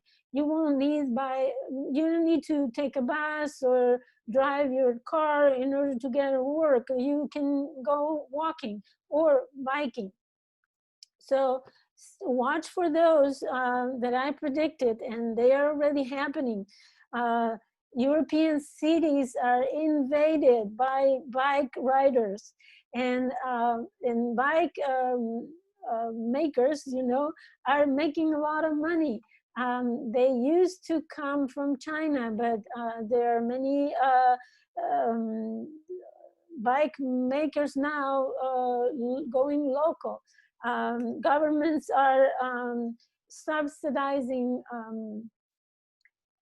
repairs for your bike and bike purchases. So all those things you will see in the coming a year and a half, while the nodal axis is in Gemini and Sagittarius. Okay, let me see my notes. We have Mars also sextile Jupiter and Pluto, and again Pluto still square Aries. So it is approaching the exact square, and as I told you, it's happening June 14th. Oh, so it already happened. I'm sorry, because yeah, Pluto is retrograde. So it already happened, the perfect square between Pluto and Aries on the 14th of the month. Take a look to the news. On that day, you will see rebellions, clashes against the police and even military.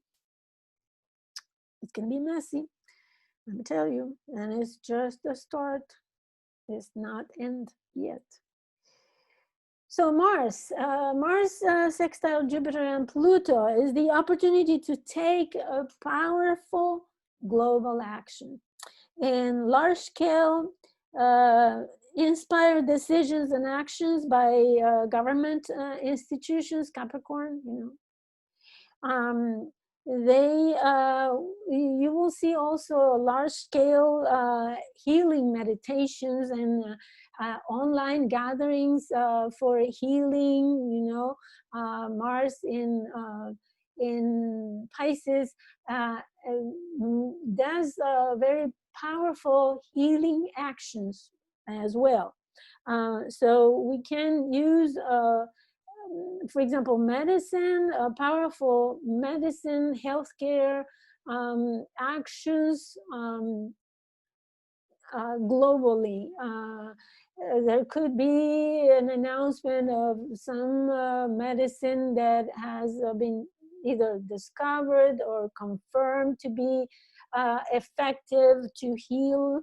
There could be global measures in order to taken global measures taken by the government institutions in order to help heal people, like vaccines or any other measure that may be taken as the collective.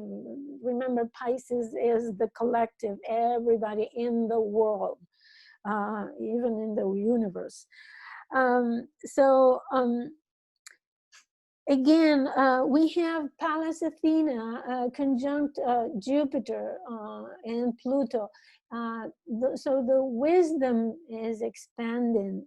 There is the underlying structures that are becoming wiser. The studies that are being performed involve microscope, right? For example, scientists may be studying the virus at the microscopic level and discovering the healing structures of the body. For example, studying antibodies or studying maybe genetic, Uranus in Taurus and Pluto in Capricorn also refer to the genetic makeup of our bodies.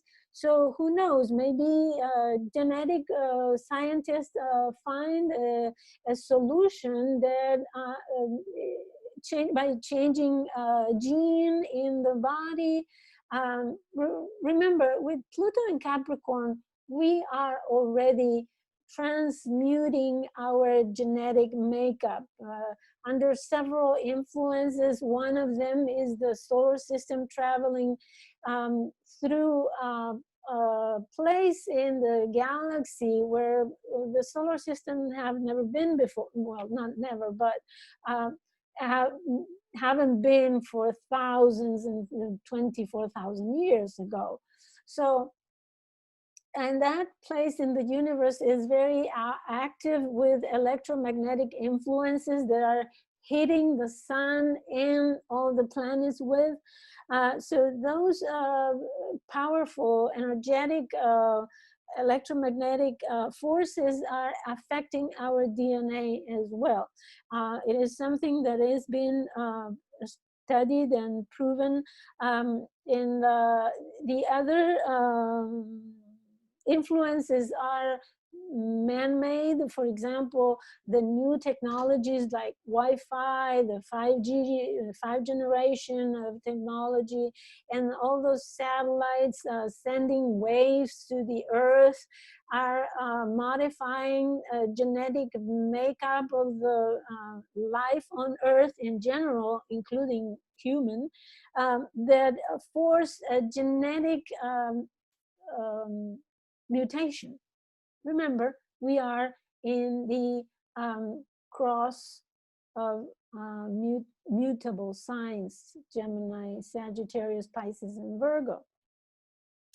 And so what happens with Virgo also is that the genetic makeup of our bodies may be organizing itself, modifying. So who knows, maybe genetic doctors and scientists discover that we can heal through genetics.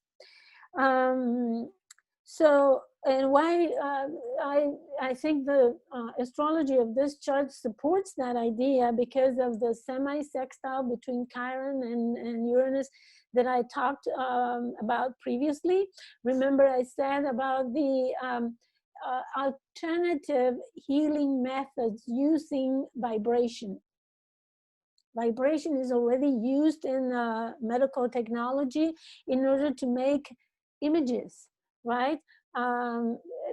you may explore that subject, even Google it, and you'll find that they are now, uh,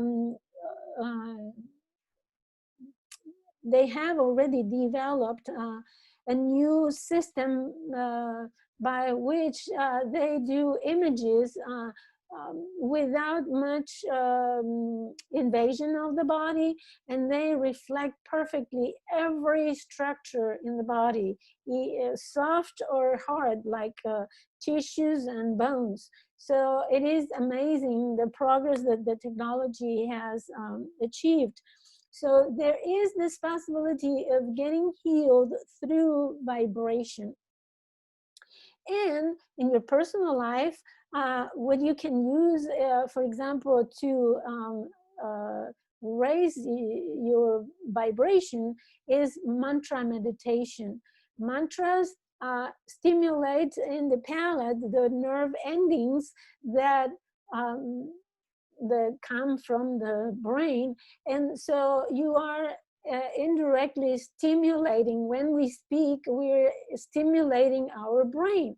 So that's why it's so important to be careful what we say, what we think, because those are also nerve connections and vibrations. You know, nervous system is bioelectric magnetic vibrations.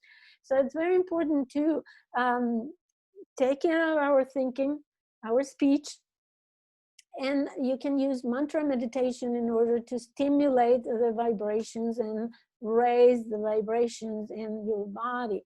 Other things is your emotional attitude, your actions.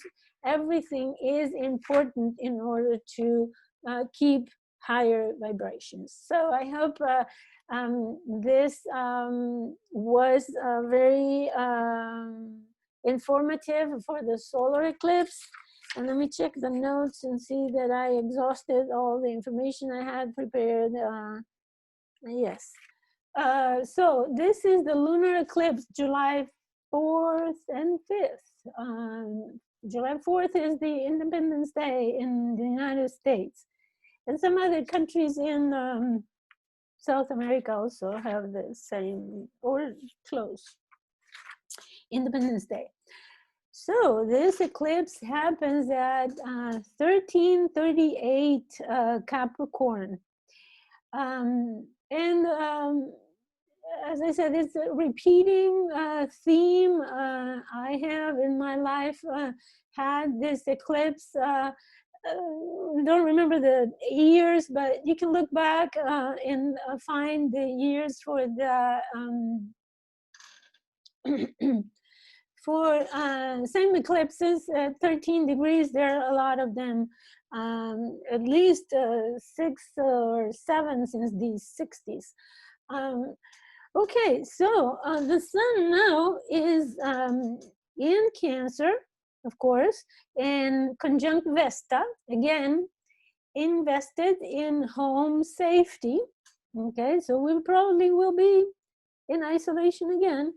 If not, maybe we can choose it personally if it is not directed by government. Then the moon, 1338, is conjunct the fixed star Acela. And Acela is talks about a thoughtful person that brings good fortune, happiness, and it's an inspirational writer. So I guess by now we are becoming more thoughtful and insightful because let's see, recording or not.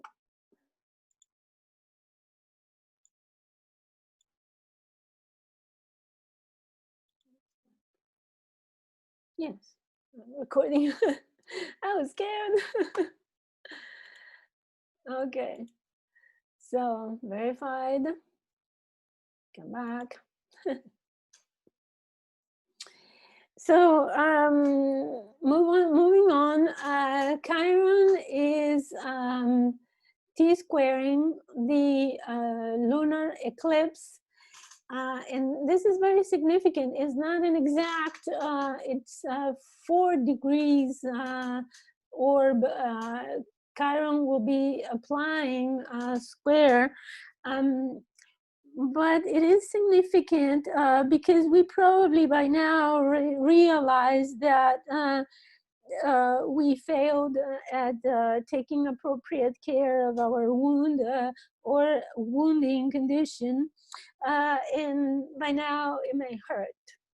So those people who have been very adventurous and disregarded wisdom and restriction may be now getting the consequences, and all the people they have contacted and being close to.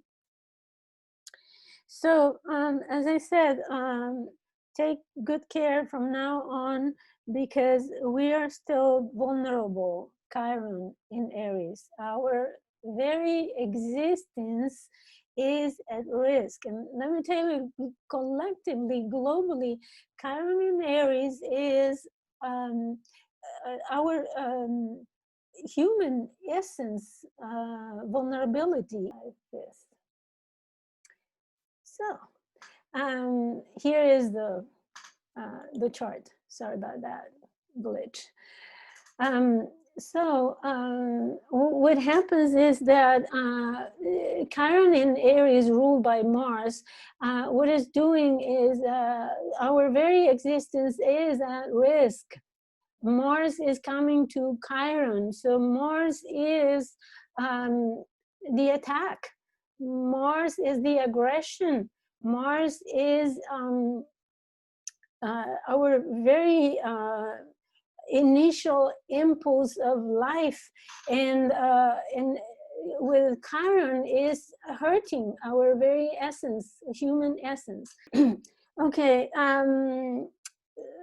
Mercury is at 7 degrees Cancer, and it is also square Chiron.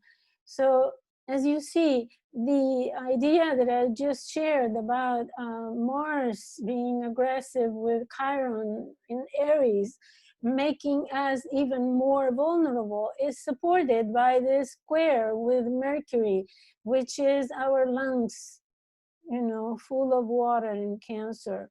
The search back of emotional security, right? We are talking about our illness, our vulnerability, our weakness, physical weakness. Aries is our body. We're talking and learning more. We are reviewing the information because Mercury is retrograde. So we are now re-evaluating the information, maybe reconsidering the information that we are given. And so far, because of Neptune in Pisces, all the information that we have been dealing with have been confusing, cloudy mind, even intentionally or unintentionally deceiving, but mainly confusing, because some people say one thing, other people say other things. So Mercury retrograde is reviewing very carefully Cancer, reviewing the information, and it's close to the sun. It not only is Mercury retrograde, but is also invisible. What happens with Mercury invisible? It's not as clear. It's not as out there. I mean, the information is not out there very openly available for everybody. It may be behind the scenes. It is also highlighted by the sun. So maybe we find authority over our thinking, right? Another thing is that the sun is conjunct the fixed star Sirius, and what it means is that Sirius raise the reputation of guardians and custodians, possibly um, uh, thanks to influential people, for example, because of the sun, right? Uh, for example, governments may give credit or may raise the reputation of some scientific authorities in the healthcare system. It may be that it may also be that we lose our minds over the confusion that we have been experiencing.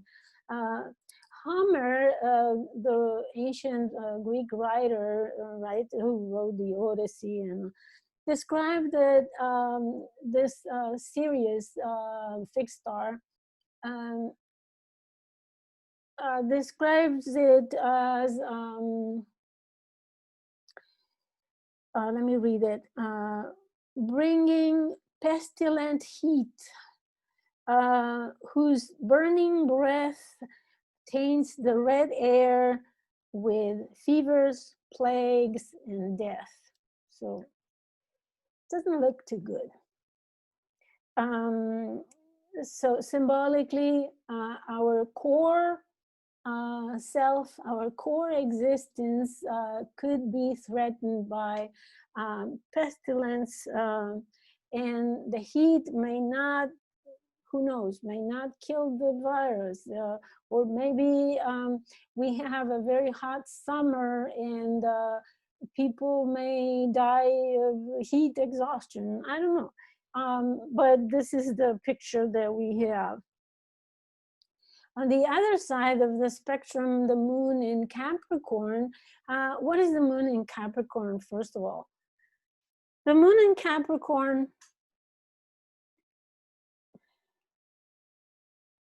makes the best it can of the worst that is given.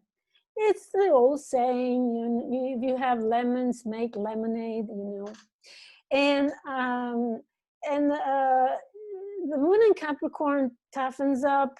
I mean, is strong. It is sometimes cruel in the sense that it doesn't have much compassion for the emotionally weak, because the moon in Capricorn suffers inside, but instead of giving in to that weakness, makes himself or herself stronger in order to protect others, right? For example, if suppose that a person is going through hardship or rejection or depression even, it won't show it. It won't show it because that person will consider the consequences over the loved ones. And that person feels that the need to be the stronghold for other people to support other people, right? Capricorn gives us coldness and the steadiness of the mountain, immovable by emotions. It's an extreme, right? But sometimes, well, we need that kind of people.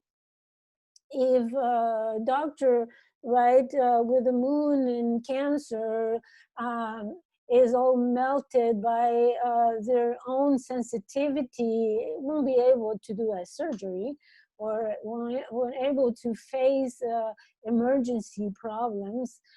So we need people with a moon in Capricorn in order to hold the space and be strong and maybe swallow their emotions in order to be able to support others.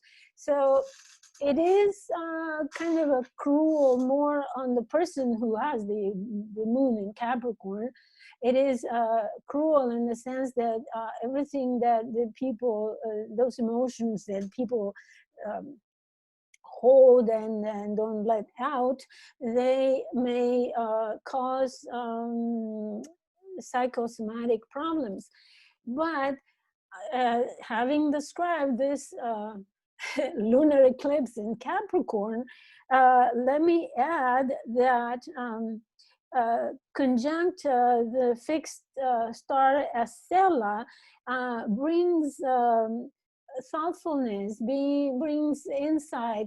Having a cool head, you know, over our emotions helps us in order to overcome the situations, the challenges, the emotional challenges. So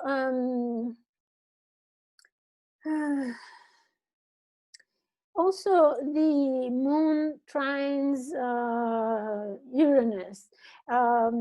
This opens a possibility to do something different out of the norm, to take measures that are innovative, and they might look futuristic and something out there that someone may come up with something very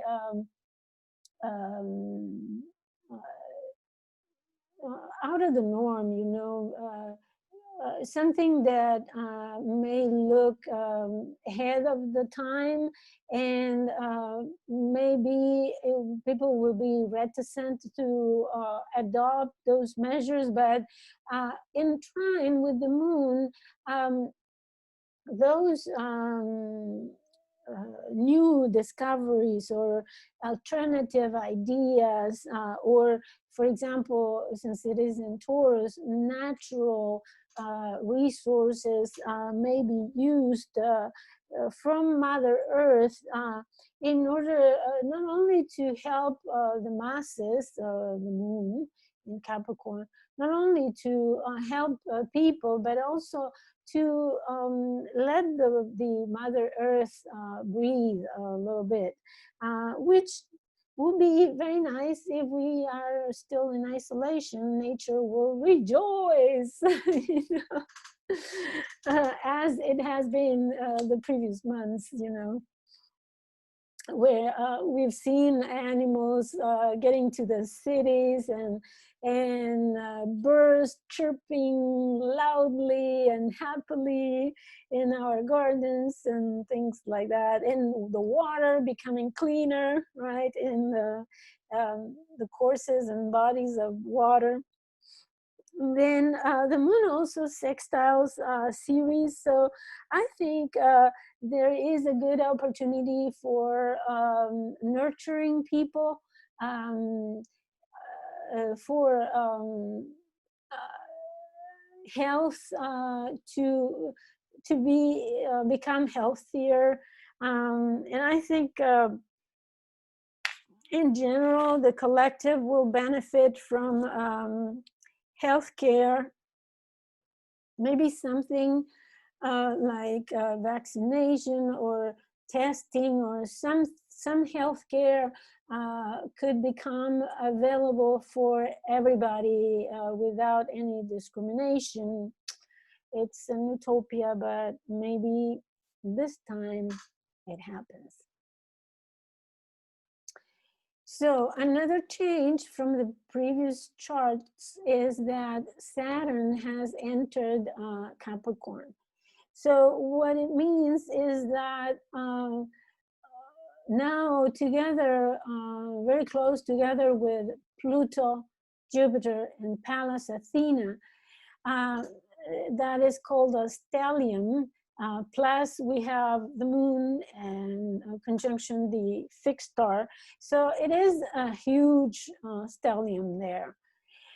So all the energy will be concentrated in Capricorn. What does that mean? Capricorn is the sign of government institutions, societal structures, public life organization, like any kind of public organization that serves society. So there will be major restructuring of governments. You can expect, as I predicted in my blogs regarding the Saturn-Pluto conjunction in January, there will be empires falling and empires rising. So when I say major restructuring of governmental institutions, it is major with capital letters, major. So not only the political systems will be completely overhauled, but overheld, but the very basic structures of governments will completely be transmutated into something new. We don't even know what it is yet, but astrologers, including me, have predicting that the future system will not be the same pyramid or pyramid that we have been experiencing so far, where just one at the top or two or three at the top are stepping on all the rest of humanity and having the lead, and the whole bulk of the masses are submitting to the power at the top of the pyramid. It will be Aquarian-like. When Saturn and Jupiter conjunct in Aquarius, I will do another video, webinar on that. The whole world is coming out, and all the people are making new structures for society. And this is not just local things. It's a generalization of a parallel horizontal society and organization. So the pyramid is crumbling down, and it will be, the power will be spread horizontally, where everybody would be at the same plane. Of course, that's not coming up tomorrow.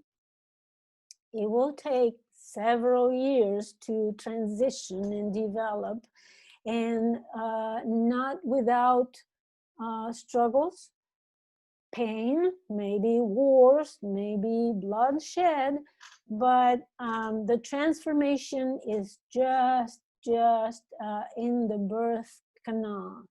It's just starting. So that's about Saturn coming back into Capricorn and joining the Capricorn brigade.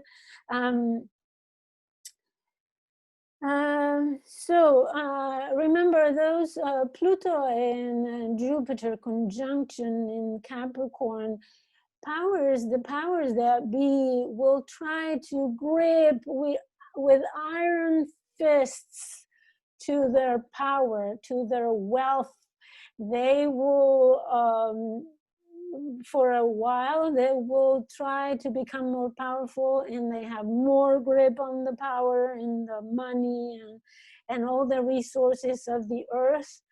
But let me tell you, those two are square Aries. So that's not going to be without bloodshed, because they are to crumble down. So it's going to be a very painful years that we are waiting for. But in the end, our grandchildren and great-grandchildren may live in a better world. Who knows? Hopefully. So I'm sorry to be the bringer of such somber news, but this is what I read in the chart. It's nothing that I would dream about, but this is what it is in the chart. So let me read 14 degrees of Capricorn meaning from the Dane Rudhyar Mandala. It says, an ancient bas-relief carved in granite remains a witness to a long forgotten culture. The will to unearth in any culture what has permanent value and to let go of non-essentials. So it's a time to recover permanent cultural values, those that are eternal, that we can't deny their truth. That's where we're going. We're leaving behind anything that's superfluous, that we don't need, that is consumism, and everything that is superfluous in our life, we're leaving behind. We are just embracing what is essential to the bone, the values, the cultural values, like truth is truth, nothing less than that. And leaving behind individual habits and social political developments that have perverted, even negated the original ideals of the culture. We are striving to free these ideals from the wild growth of personal and class selfishness, greed and ambition, and appreciate the immortal foundation. We need to make a courageous, penetrating insight upon a valid historical perspective in individual life, as well as the history of a nation. So this 14th degree of Capricorn, remember in the mandala, we round up from 1338 to 14th degree, demands to go back to the historical perspective, mining out from underneath all the superfluous, those very true cultural values that are eternal, that we can rely on, those that are rock solid. Remember, Capricorn has the rock solid principles. It has integrity, for example, discipline, integrity, maturity, honesty, taking responsibility. So Capricorn is a sign that demands integrity from the governments. Where is it? So they need to become honest, otherwise they will be swiped out. So this is what we are coming towards with this lunar eclipse. It is highlighting, the moonlight is highlighting those eternal values. Let's see. I already talked about the Aries square Pluto, or Pluto square Aries, and Pallas Athena with Jupiter and Pluto. It is the amplification of those principles of justice, principles of caring, right? Caring for taking the wise decisions for society, right? Having governmental institutions that really care for the well-being of the public, of the moon, right? The public, the masses. So so far it's been so corrupted, power has been so corrupted that they don't even care about the well-being of the masses. Well, now with this crisis, the health crisis, the huge challenge that this represents, they will realize that, okay, something had to give. Here's the bibliography that I have used. I invite you to also see the astronomy in this website, timeanddate.com. You can look under the tab that says sun and moon. There is another in the drop-down menu, it's eclipses, and you will see animations and even live broadcast of those. The astro.com provided the charts, and also the travel maps are from, I'm going to add the mandala here,